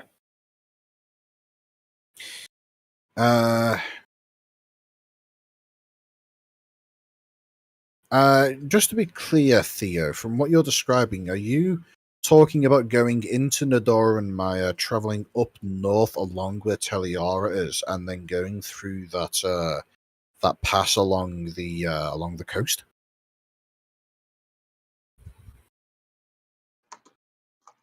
Right. In that case, the route that Theo is describing would take you through Kersney, and then you travel up along, possibly enter Teliara, or possibly just simply avoid it entirely, and come through this way. This passway, this pass that I've just described here between the coast and the mountain ridge, is well, Grigori will be able to tell you that that is a route that has typically, historically been known as the route that the halflings and gnomes took during an exodus that took place a great many years ago when the Elven Empire first formed. It's a route that isn't typically took, aside from elves who are wanting to travel into that area. Grigori, you would also be aware that a much shorter and possibly safer route would be to travel again up into Kersney, but then get to here and travel through the mountains with the aid of the Drow, who live in underground cities and towns and other villages throughout this region. Couldn't we travel from over here? Let me get the pointer out. From here till here, and then into here. That's the route of that's the route of Fargrenar Pass. That is the same route that you would be taking if you were to travel through the Giant's Forest. But where does the Garrow- giant forest start exactly? Does it start like this or this? If you take a close look, you'll see that the Giant's Forest is actually denoted by the size of the trees. So basically, it is roughly this.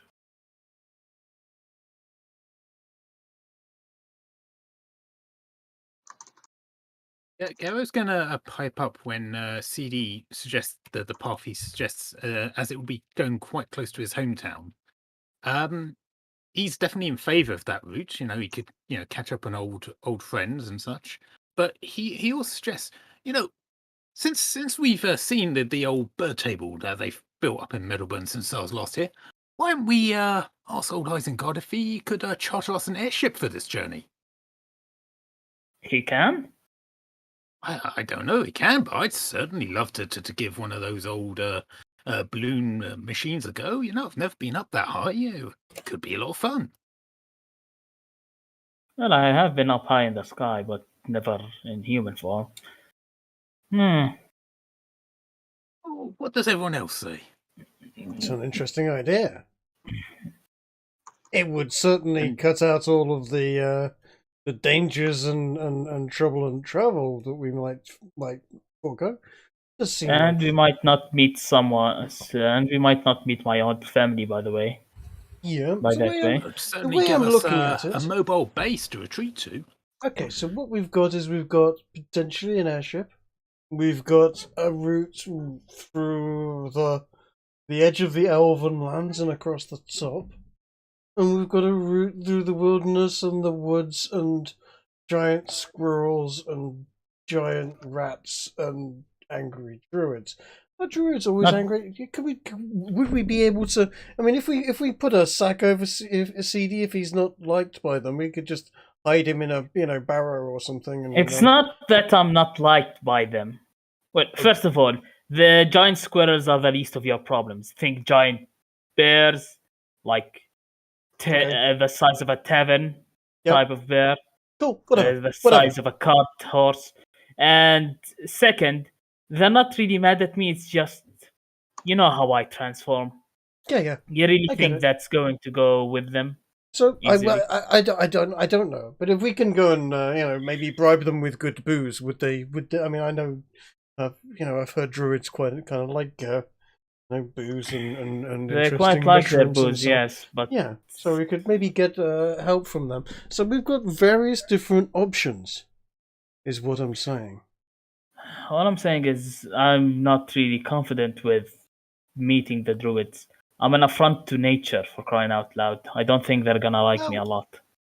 True. I mean, that is, might I I will suggest agree with that. if we do get an airship, now I know Marsh isn't here right now, but I'm sure not Marsh. Gunnar isn't here right now, but I'm sure he would suggest this as well.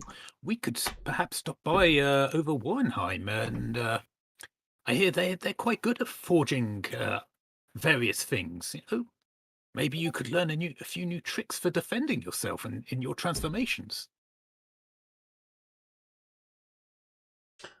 Float about in an airship, visiting places along the way.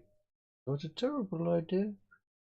I mean, we would have to. That's. I mean, I don't know how. I mean, is this even likely?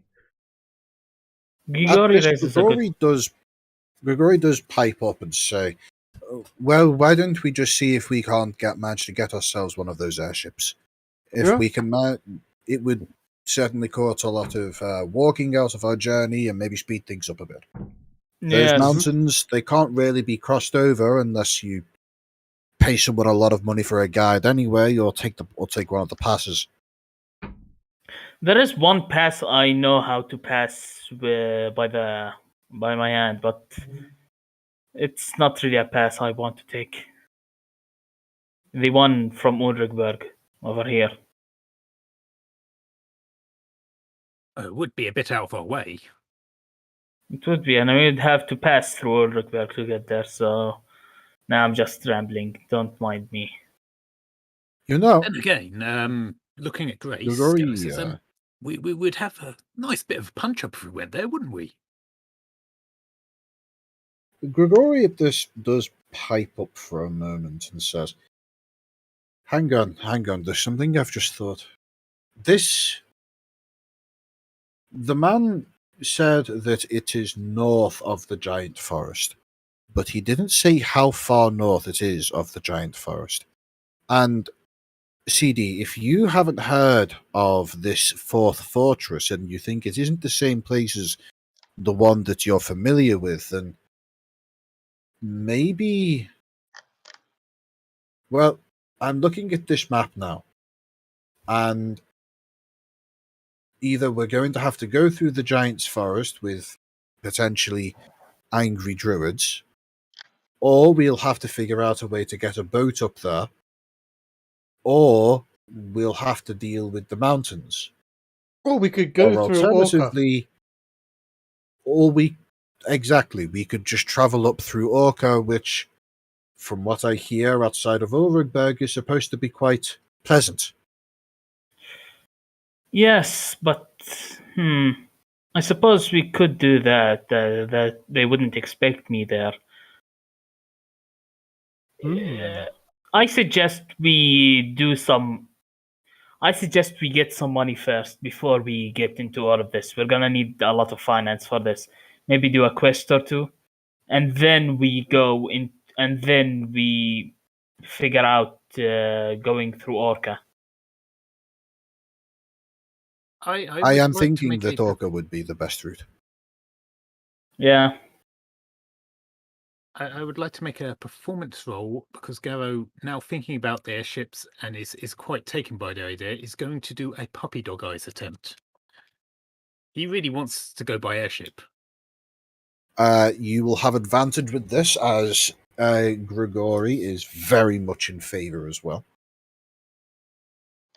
And all this talk about taking boat or walking, no, he wants to travel by airship, in style. And this has got nothing to do with the first Final Fantasy game at all. Don't give me that. This look doesn't fit a giant of a man. Fuck's sake. Fine. We'll figure out a way to take an airship. We'll figure out a way to take an airship. But we're going to have to do some questing first before we do that. Get some jobs, get some money, and then we'll take an airship into there.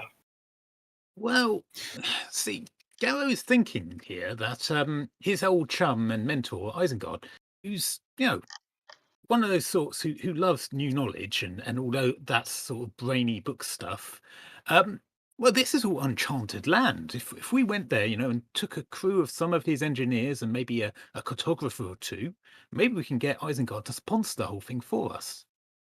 But I'm not confident with our current strength level. No insult wanted, no insult meant. But I don't think we're strong enough. You know what? I It's worth a try. If we can get a sponsored expedition with a crew of engineers and various other people, that could work out nicely. I mean, if he's going to buy us an airship and maybe that airship has a workshop on it, so Gunnar and some of the engineers can build some nice toys, etc., etc., it could be worthwhile. Yes, and then Garrow gives you a knowing smile. Says, yes, these engineers, they're always also working up new little trinkets and stuff, and who knows what they might come up with whilst we're on the journey. Indeed.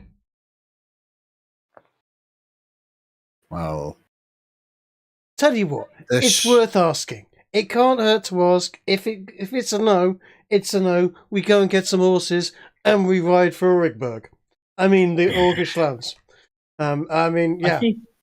I think you're in too much hurry to go there. I'm just saying that we need to prepare both physically and mentally for this journey. It's nothing if it's not something to do, mate. We'll have adventures on the way. We'll pick up some gold here. We'll lose some gold in a gambling bit there. We'll find some orcs or some goblins and we'll headbutt them and we'll nick their stuff. We can make it. It's just a direction to be travelling in. I mean, we can sit there. We can sit there and work in a shop or work in a mine and sit there and go, "Oh, I don't quite have enough money yet, but I've got to pay the rent and I've got to buy some food for next week, and we'll never get there." Or we can actually just fucking go. Let's go. I think we do. Let's ask. Let's ask. Let's ask. We can't hurt. Look. I'll tell you what. I'm going to go. I'm going to ask. Who's with me? Oh, but of course. I don't think you're listening. I don't think you're understanding the situation in here. Big squirrels, bears the size of houses. Sounds fun. All for it. Yes, adventure. And Let's just do it. The giant forest. That's just the giant forest. You know what's north of there? You know what? Even I don't more care. dangerous. Adventure. I'm not gonna cower and hide and go, "Ooh, big squirrels." I want to see them. I want to see them now. I want to see them tomorrow. Let's go. Can we speak like adults?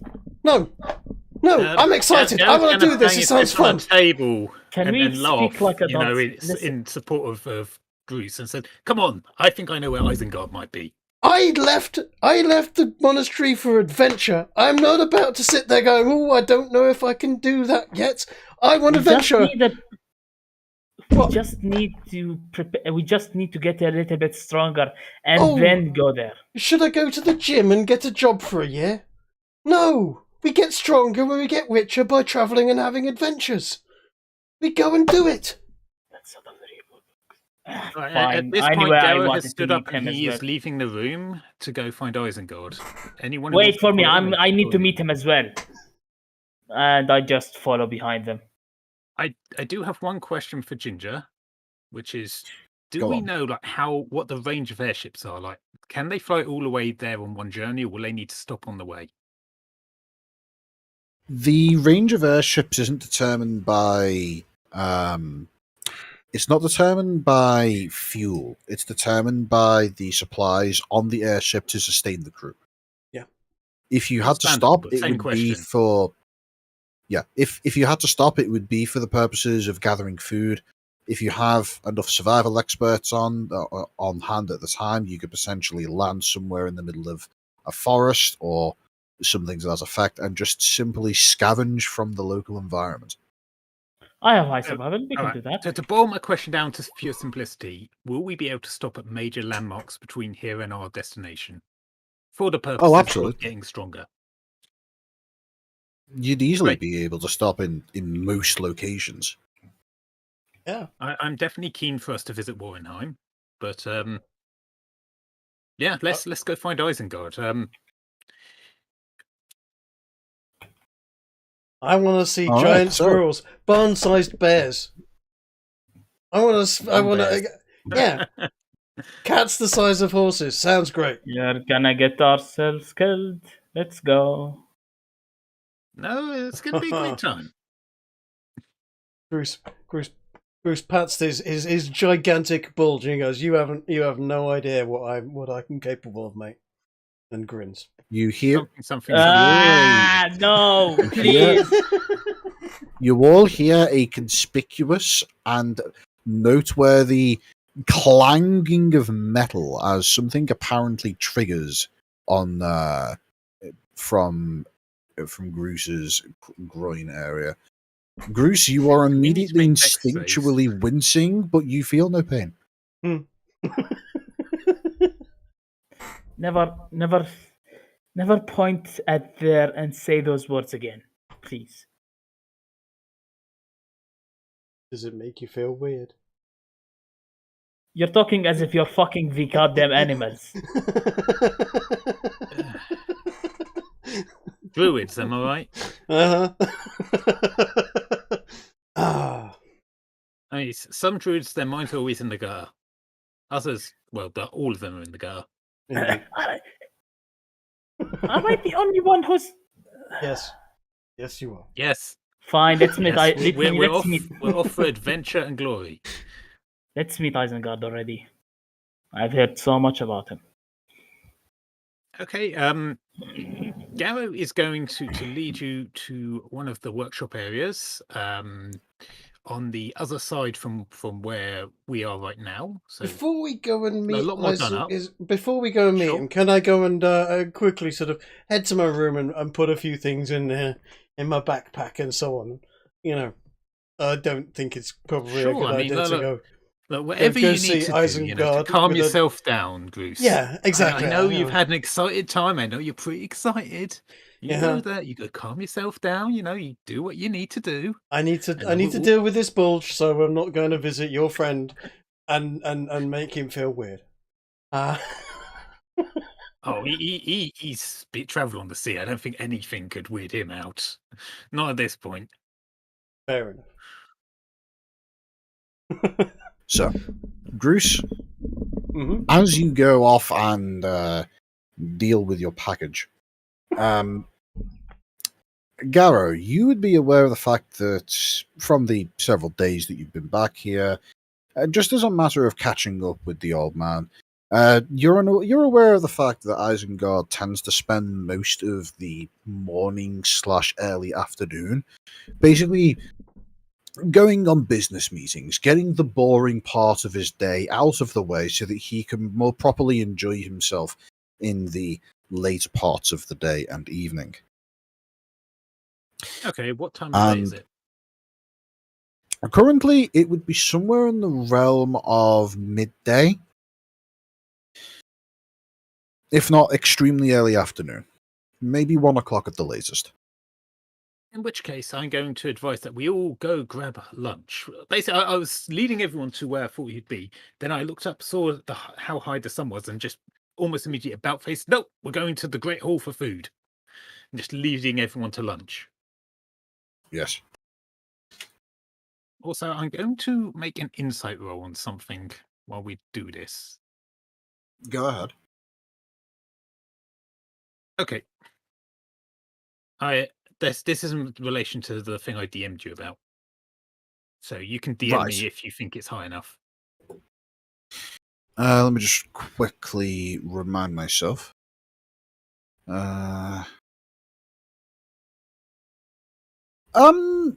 Yeah, I would say that's something that you would have some idea of, but you would definitely be wanting to speak to Isengard for some more information on that. Right.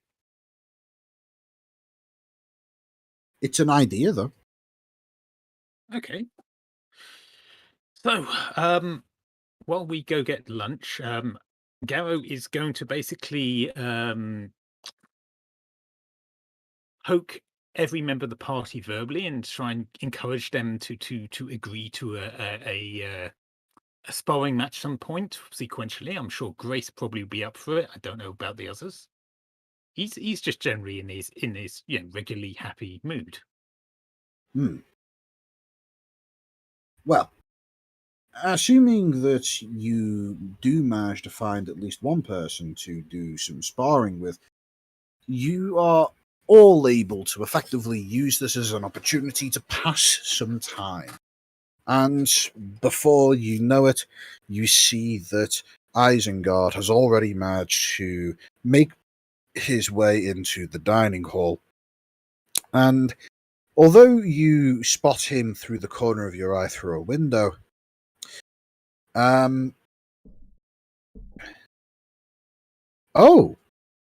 Grigori wants to have a sparring match with Gara. Okay.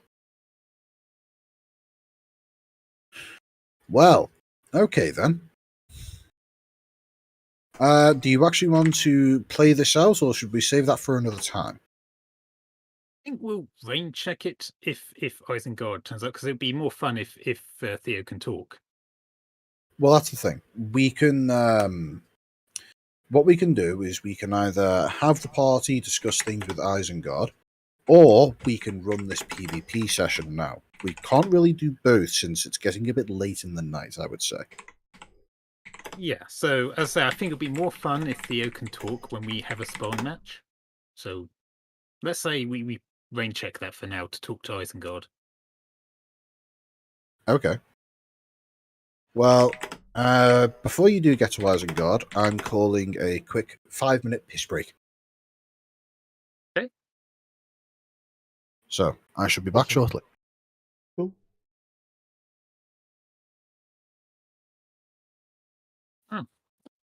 So, Trig, you are now able to cast Fireball. Yeah, and with what appears to be a power fist. I'm wondering whether or not. like to. Okay, cool. Oh, go ahead. I'm wondering whether or not Gunnar is going to be able to replicate the ammunition for it. Or at the very least, maybe make it a bit safer. I kind of made a predictive piece of art for you a bit further up in the chat. He's got a spare firestone on it. You know, firestone and gunpowder, etc. Less is more, more often than not. So we might be able to work out how much we've got in the way of ammunition. Yes, well, that my anticipation is you may lose a hand. Fine. I'm okay with that. We could get you like a hook instead or something. No. We don't get a hook. We get an iron fist that's got a cannon in it. We could get an iron foot, and you could punch people with a foot.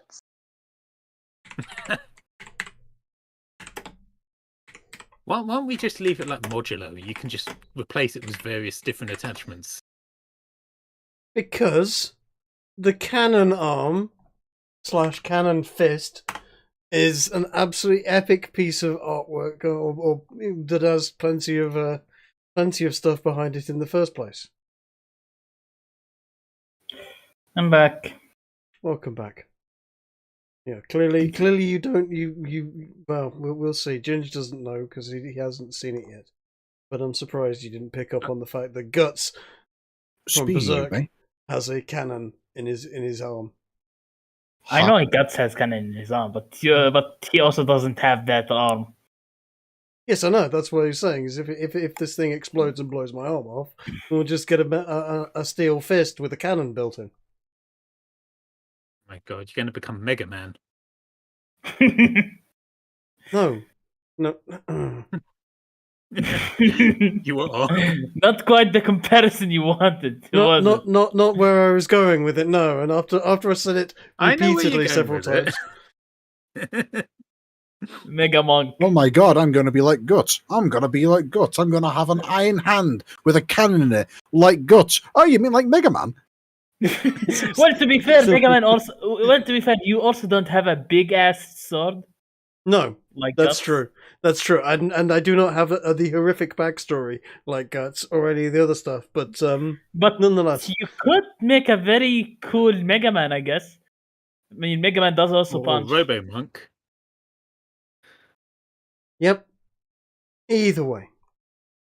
It was just saying if it goes wrong and explodes, there are many options you can make with a one-armed monk. Speaking of I'm just- outlandishly large swords, no, I'm not talking about Trig's new toy. Are we still going to do the whole thing where I use Grace as a sword at some point? To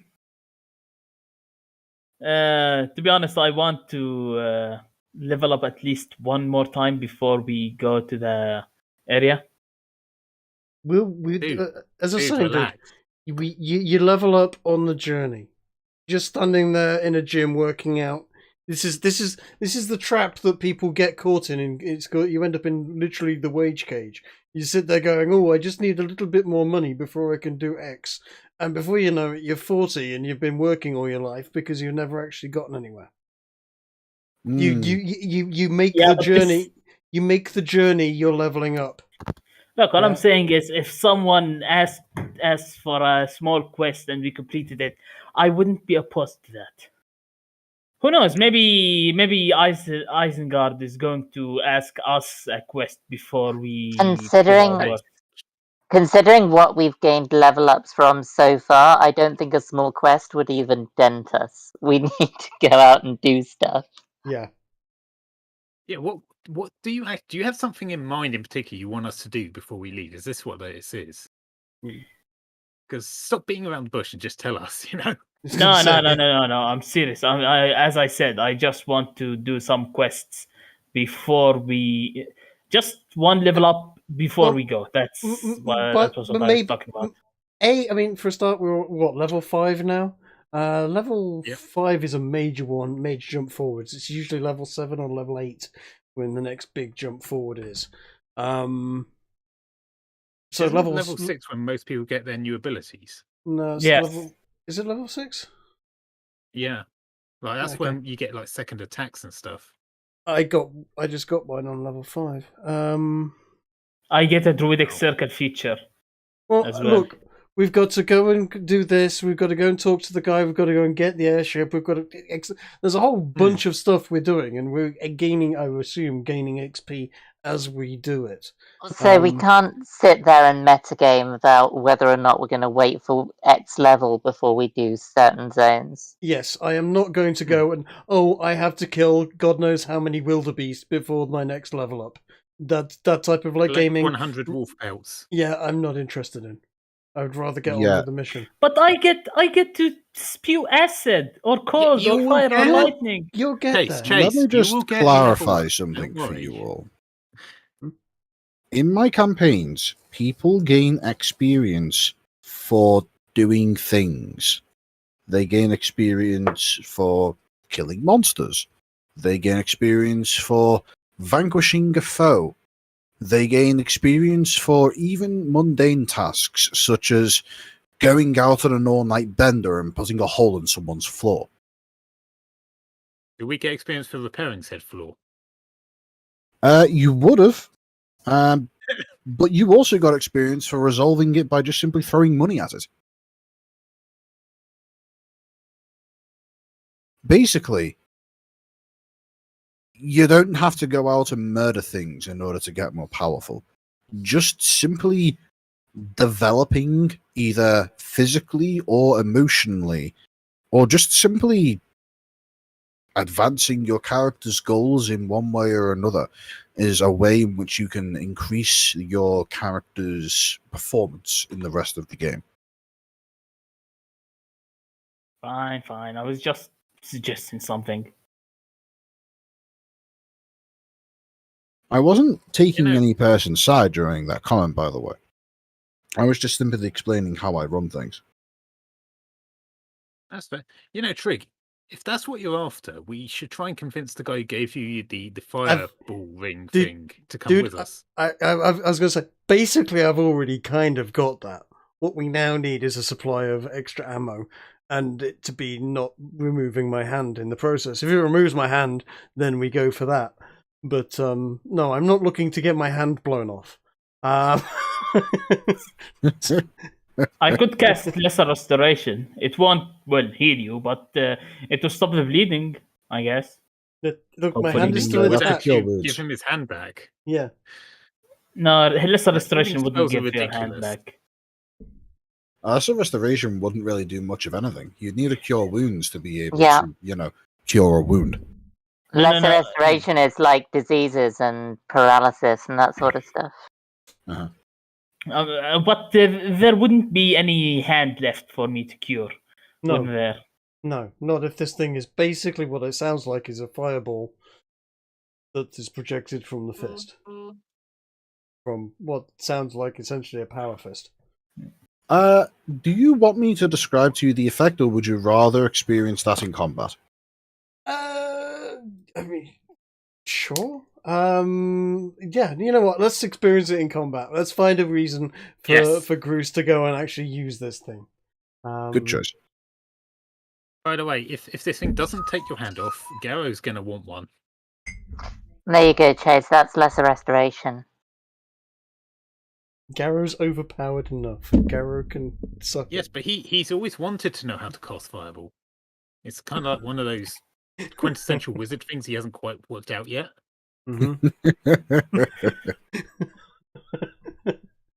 I wonder why. I wonder why. So anyway, shall we pick things up? Yes. Sure. Sure. Right then. Trig, do you want to lead this conversation or shall I?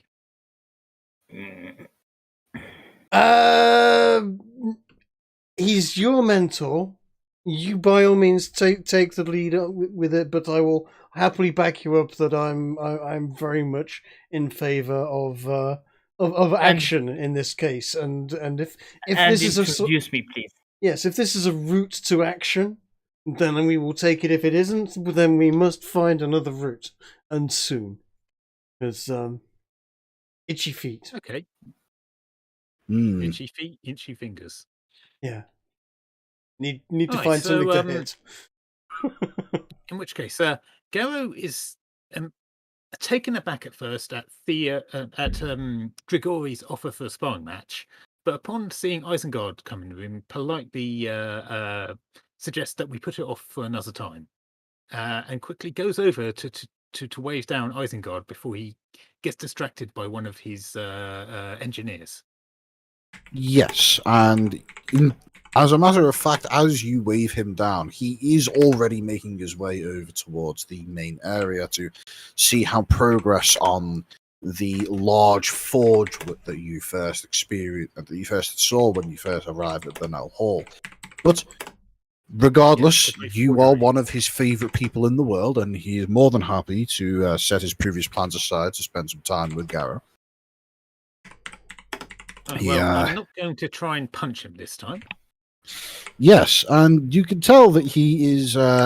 He approaches you with what is best described as a readied stance until he realizes that you're not doing the same, at which point he just simply reaches out his hands in a large, embracing hug. Yep, I return the gesture. You can clearly see that Garrow's very excited about something and really wants to get something off his mind. Speaking of, Isengard, old chap, my good friend, my mentor.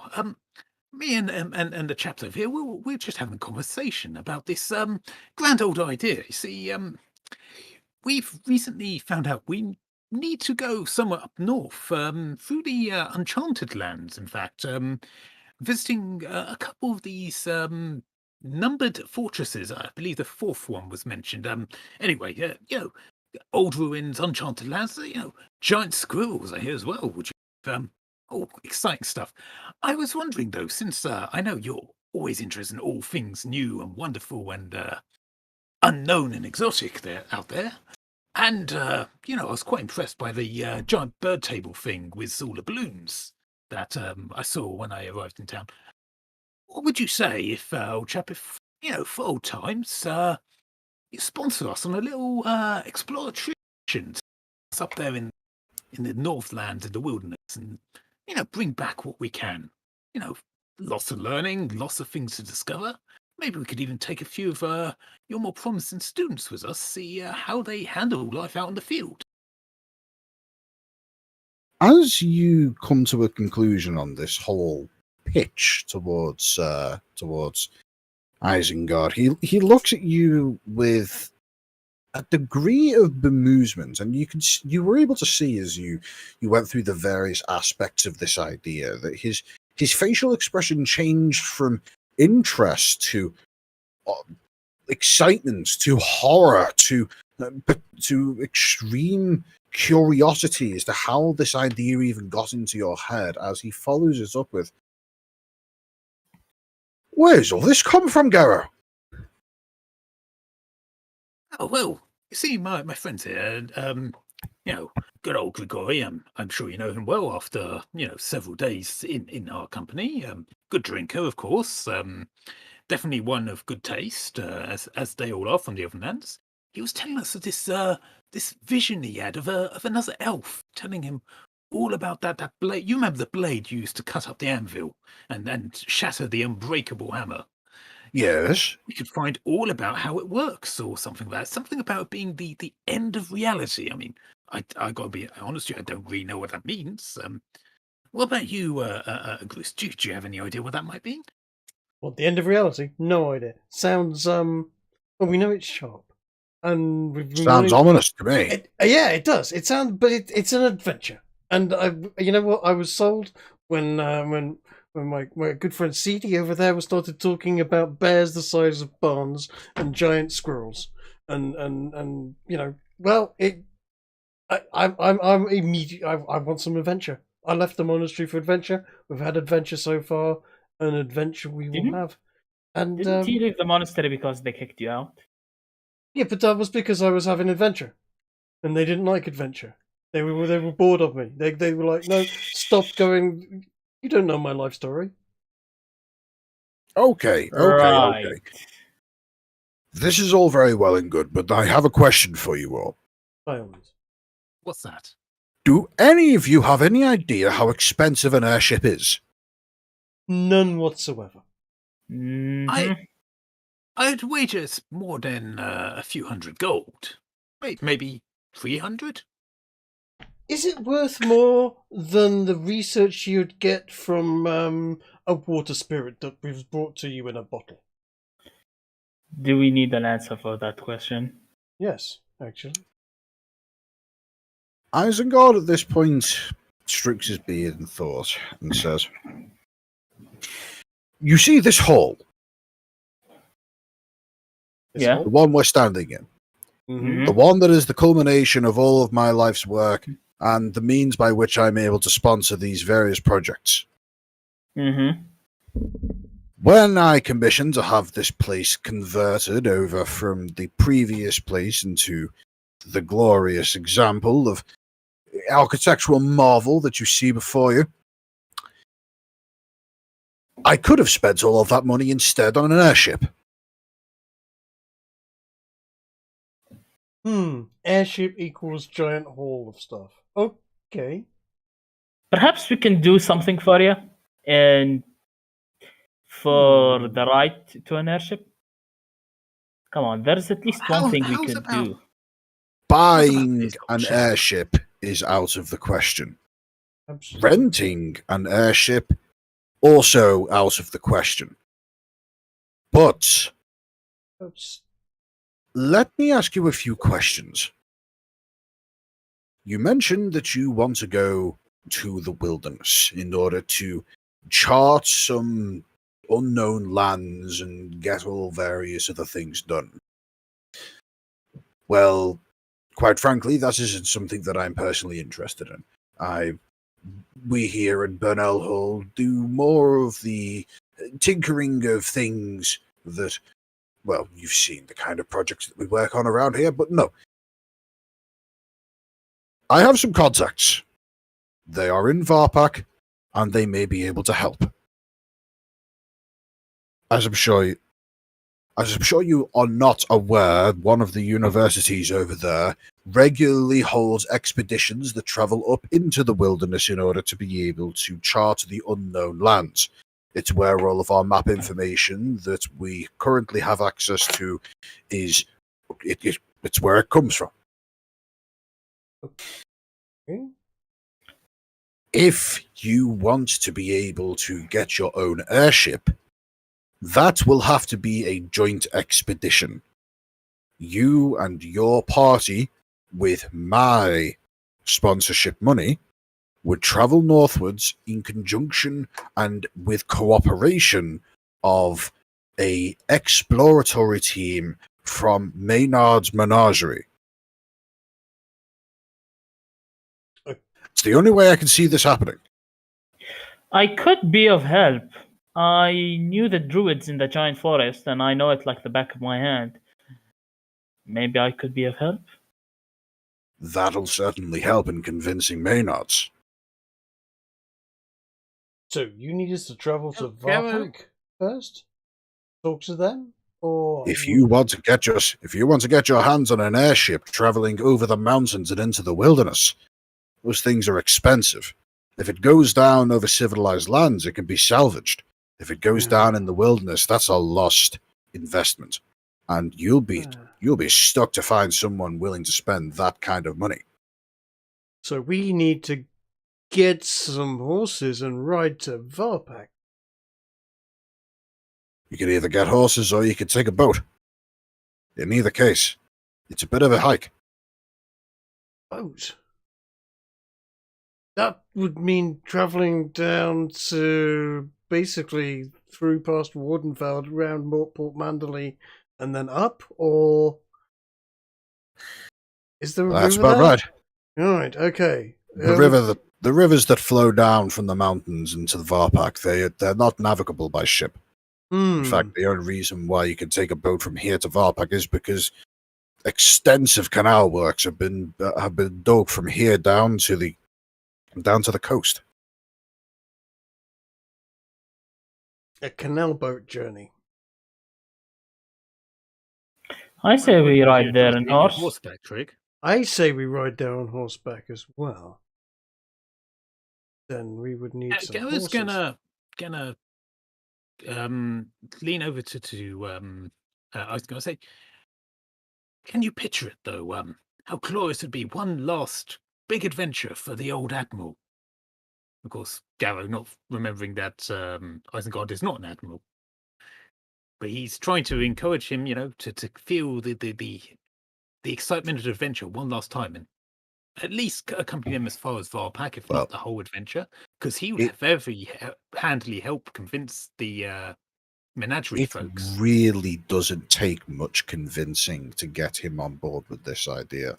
Pretty much the moment you mention the idea of one last adventure, you immediately see a spark of inspiration in Isengard's eye as he says, "That sounds like a brilliant way to put my name on the map." Well, with all that uncharted land, I'm sure we could find a mountain or an atoll or something, that can have the name Isengard forever on it. The peaks of Isengard. I fear a lawsuit. No. If we do name a place after Isengard, we may have to find some halflings to take there, just for the meme. I blame you for this, as So. Well, actually, it'd probably be called Burnell because it's his family name. But anyway, no. It would be. I can just predict that the way this is going to go is you're going to find a lone mountain that has otherwise been uncharted and has a particularly prominent peak, and it's going to end up being called the Tower of Isengard. Maybe somewhere just north of what was it? Was it Fogrenar? I can already see the setting for it. Are they going to have like little fire pyres from Fogrenar all the way to Middleburn? Look on the map. It's already drawn. It's there. Yes. Oh right, yes. In fact, it's been a noteworthy aspect of the map for a very long time. By the way, Isengard, Yes. Garo over here told me that you might find my animalistic forms interesting. Oh, yes. Well, that's shapeshifter, aren't you? You could say that, yeah. Well, go on then. Go on, CD. Show him your bear and spider and all that. I'm sure he'll get a good kick out of it. All right, step back a bit. This spider form is a bit of a it's a bit of a hitter. I clap. Would you like to do the old toss and throw again, like last time? For old time's sake. Against Are my you better. addressing this towards? Are you addressing this towards Isengard or? No, I'm talking to CD. As in, like, he turns in German. I basically Pokemon throw him out into the middle of the room so he can giant spider there. That costs 2 animal forms. This is out of character. That costs 2 animal Yeah, I don't forms. care if Wait. it's entertaining. Yes, let's do it. CD just says, against my better judgment, fine. All right. So first, CD transforms into a small mechanical iron ball of sorts. It seems to have just a couple of little beady glowing eyes. I will sweep him off the ground, and I think this will be a performance. I'm going to have Garo do the entire series of motions that the guy from Pokemon does whenever he throws out one of his creatures. Oh, Christ. CD, go! In the middle of the air, you see the transformation happen from a little mechanical that creature. I can't say its name. And to a human. Starts with a G. You can do it. Gerbil. Whatever. Yes, the Goebbels. Screw you, English speakers. Anyway, I transform from that into a human, and then, like a blur, I transform into a giant mechanical spider, quaking the earth as I hit the floor. Going back to human isn't necessary. You can just simply switch form. It uses the charge, it uses the action, but yeah. Okay, then I just transform immediately into a giant mechanical spider, and as I hit the floor, it quakes a bit. Roll for me an acrobatics check, please. I'll roll for you an acrobatics. Let me just open my character sheet. Please don't fuck up. I'm really hoping this lands upside down and leaves him flailing on his back with his legs in the air.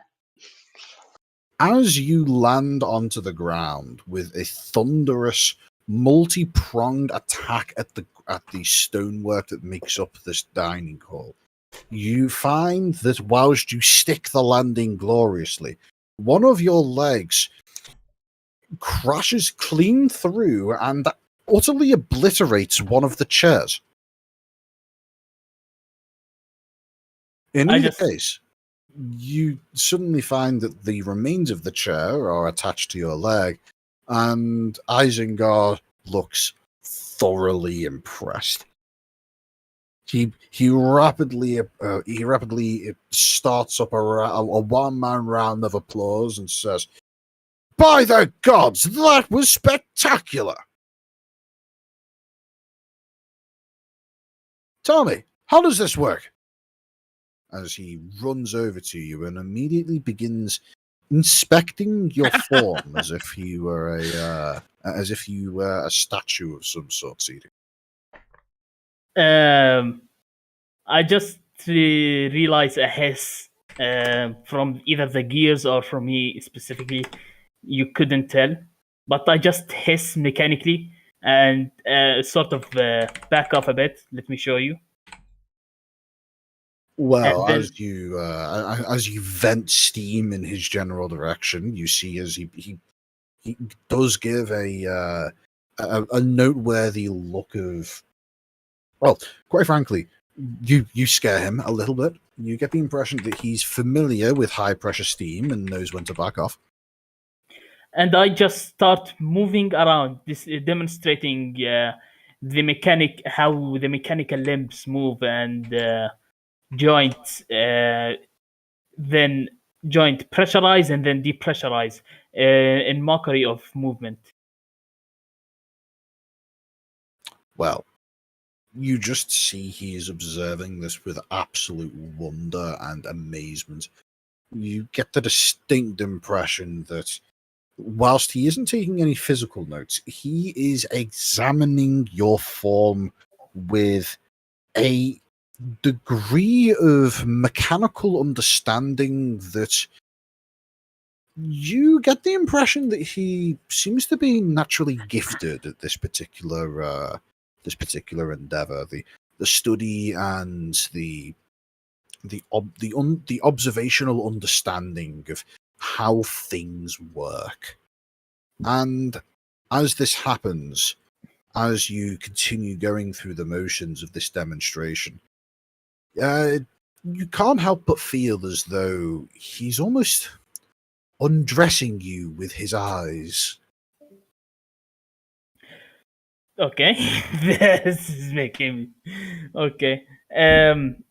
As he's looking at me, then after demonstrating my whole movement, left and right, up and down, I come closer to him, and similar to when I opened for Gunnar the panel inside of my chest in order for him to shove the orb in, I with a hiss, it opens up like a box to him, showing the mechanical gears and within the spider.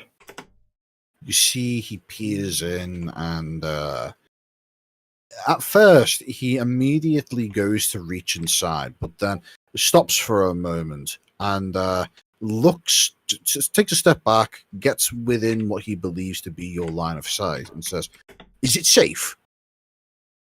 I move my head up and down. Well, he takes that as a vote of confidence, and immediately you see as he steps back out of your line of sight, you can't help but notice he appears to be pulling out a wrench off of his tool belt. Now I'm getting worried, but I continue on. You are able to get the sense of Chase. Yes. Have you yourself ever had dentistry work done? Yes, naturally.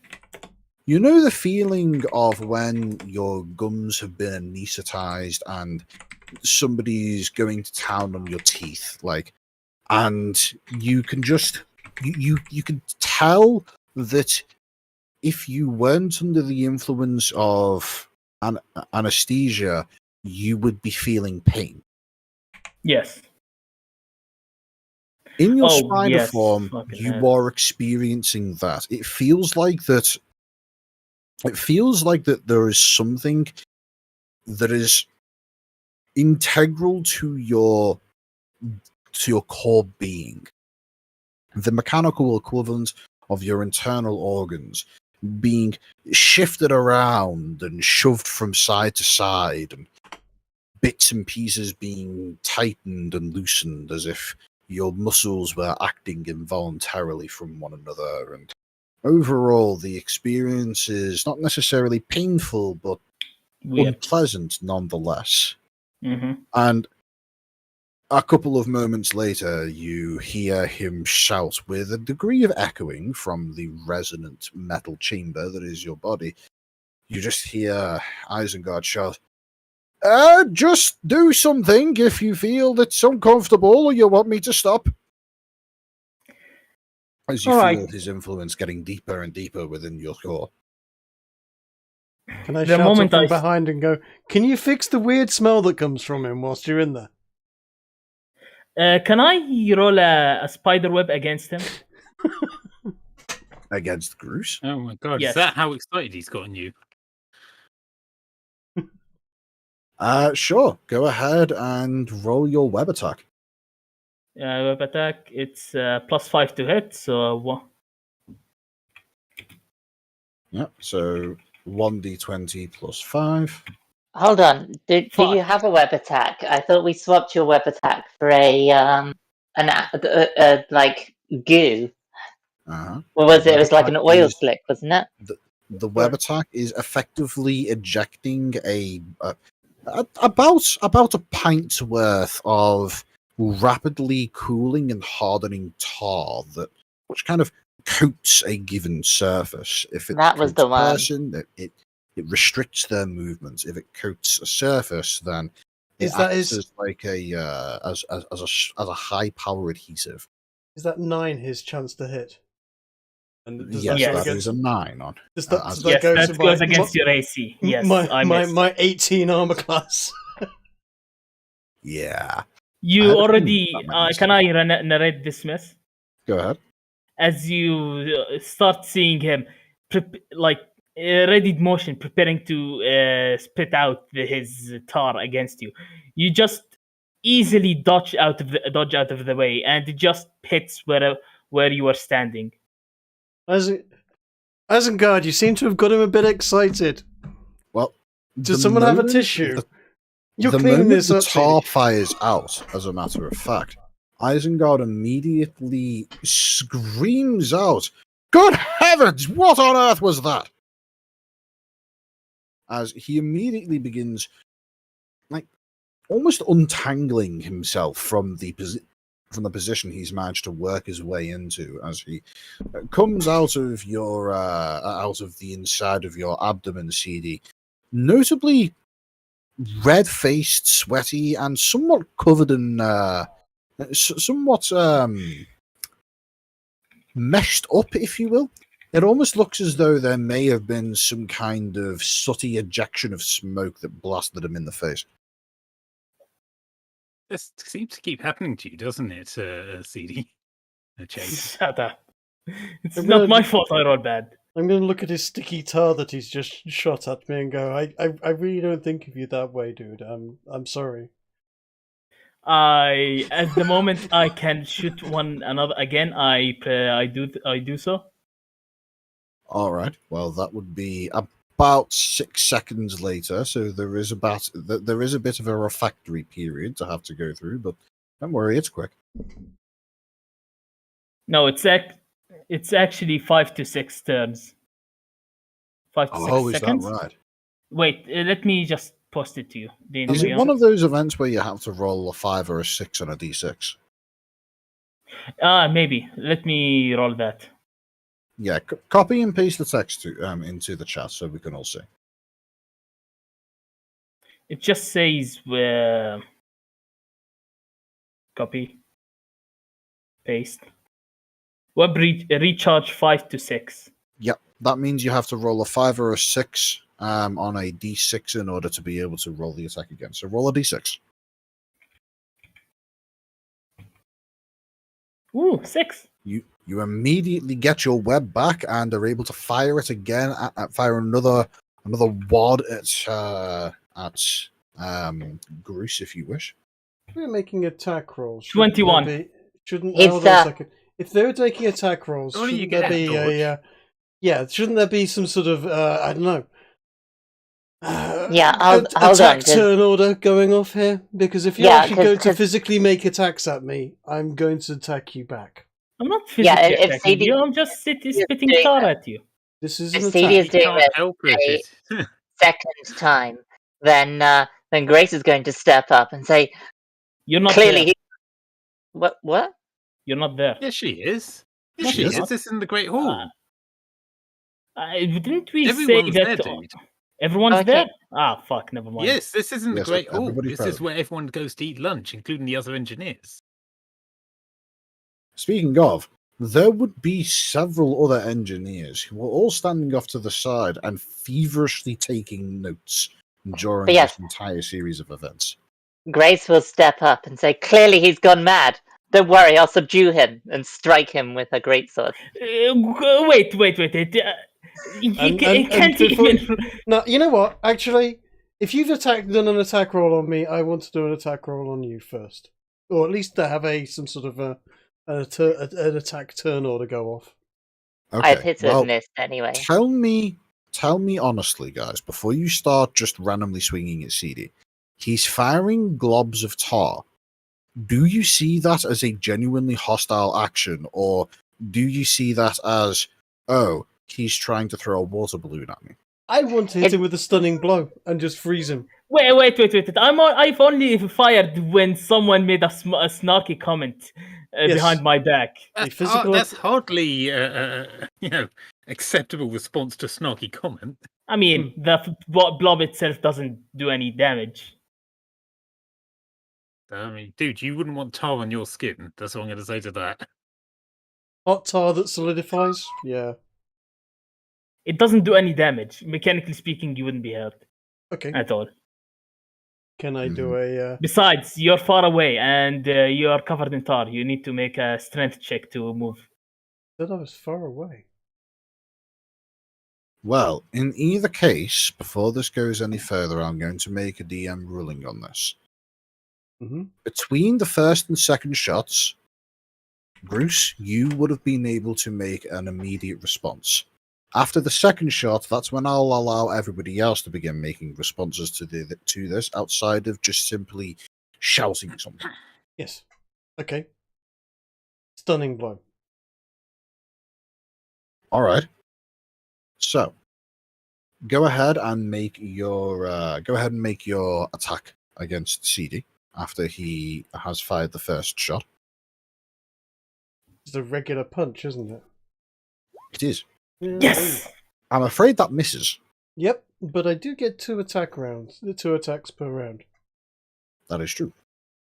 Is that a double nat 1? Yeah, Yeah. it is. You still miss. I do indeed. My armor class is 16, so you still miss.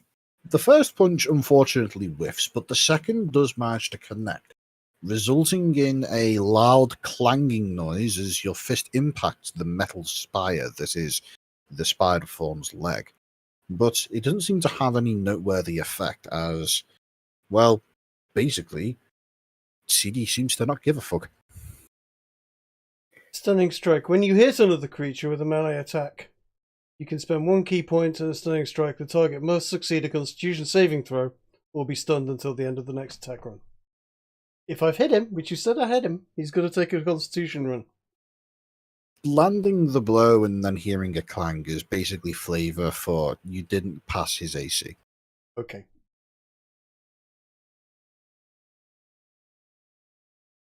But in either case, I would recommend that all hostilities cease from here. Agreed? Agreed. But just as after I cover him in my tar, I raise my head up. You know, after Chase. Okay. We No. agree that after he whiffed 2 punches, that no hostilities would be done. Meaning, the successful attack that you managed to land is in fact retconned. But I rolled well. Okay. It's either that or everyone attacks you, dude. All right. I said all right.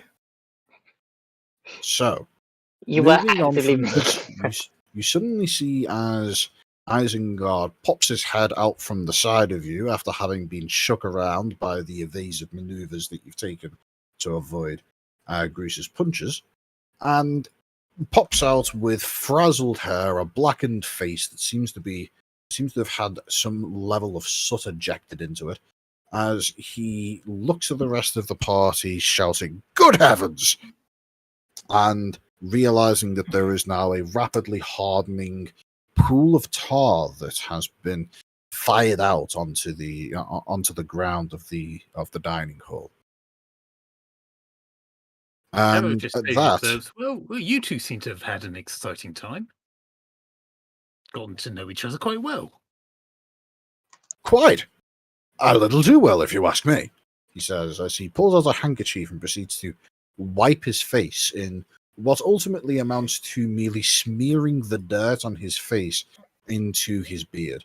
Honestly, it looks terrible. But thankfully, there are no mirrors in the vicinity, so he's none the wiser.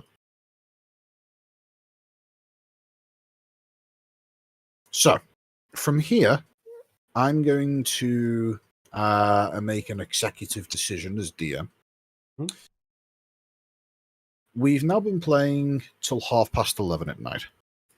I'm sure that some people would like to go to bed, and it's probably a good time for some above-board discussions to take place between various party members to discuss what the future plans are. Everybody has things to think about, I would say. There are last-minute preparations that I'm sure each of you would like to do whilst you have access to the resources of the capital city. And lastly, there is also the precise means by which all of the party, including Isengard apparently, are going to be making their way from Meadleburn to Varpak in order to charter a combined joint effort from between Isengard himself and one of the Varpak universities, Maynard's Menagerie, a university specialized in the mapping and most importantly, basically cataloging of various extravagant forms of life that exist within the wilderness and the surrounding lands. But all that being said, is there anything anybody would like to say before we call an official end to the two-parter that is session 19? There is Not one in thing game, that no. Garrow would want to raise with Isengard, which is after hearing Grace's comment about needing a large cat to deal with the giant squirrels, if he was aware of any place where we might find maybe a large feline, maybe the local zoo or somewhere where they perhaps have no need or are unable to take care of it. 'Cause it may Zoos prove don't useful or- really. There isn't. This what I'm about to say comes from Isengard, but I'm not going to say it in his voice because that would alleviate things too much.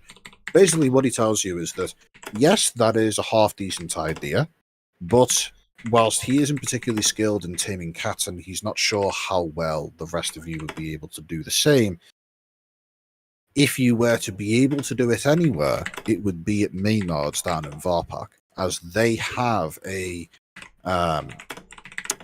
dedicated zoo area for not only the study but also the interaction of various impressive and exotic creatures.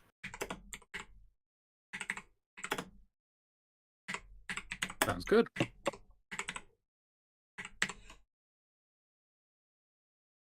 But with all that said, Trig, I Yes. think it's about time that we brought an end to the session and an end to the stream. I think so too. Right, well, in fact, I can see we've actually got a viewer this time. British Knight, good to see you, dude. How's it going? I hope you had a fun time watching this. And I will very speak nice. to you soon. And yeah, it's been cool. We'll be on next week at on Monday. Right, so I'm See going to hit you and all on stream. Monday. See you then. Oh, that was a game. It was, wasn't it?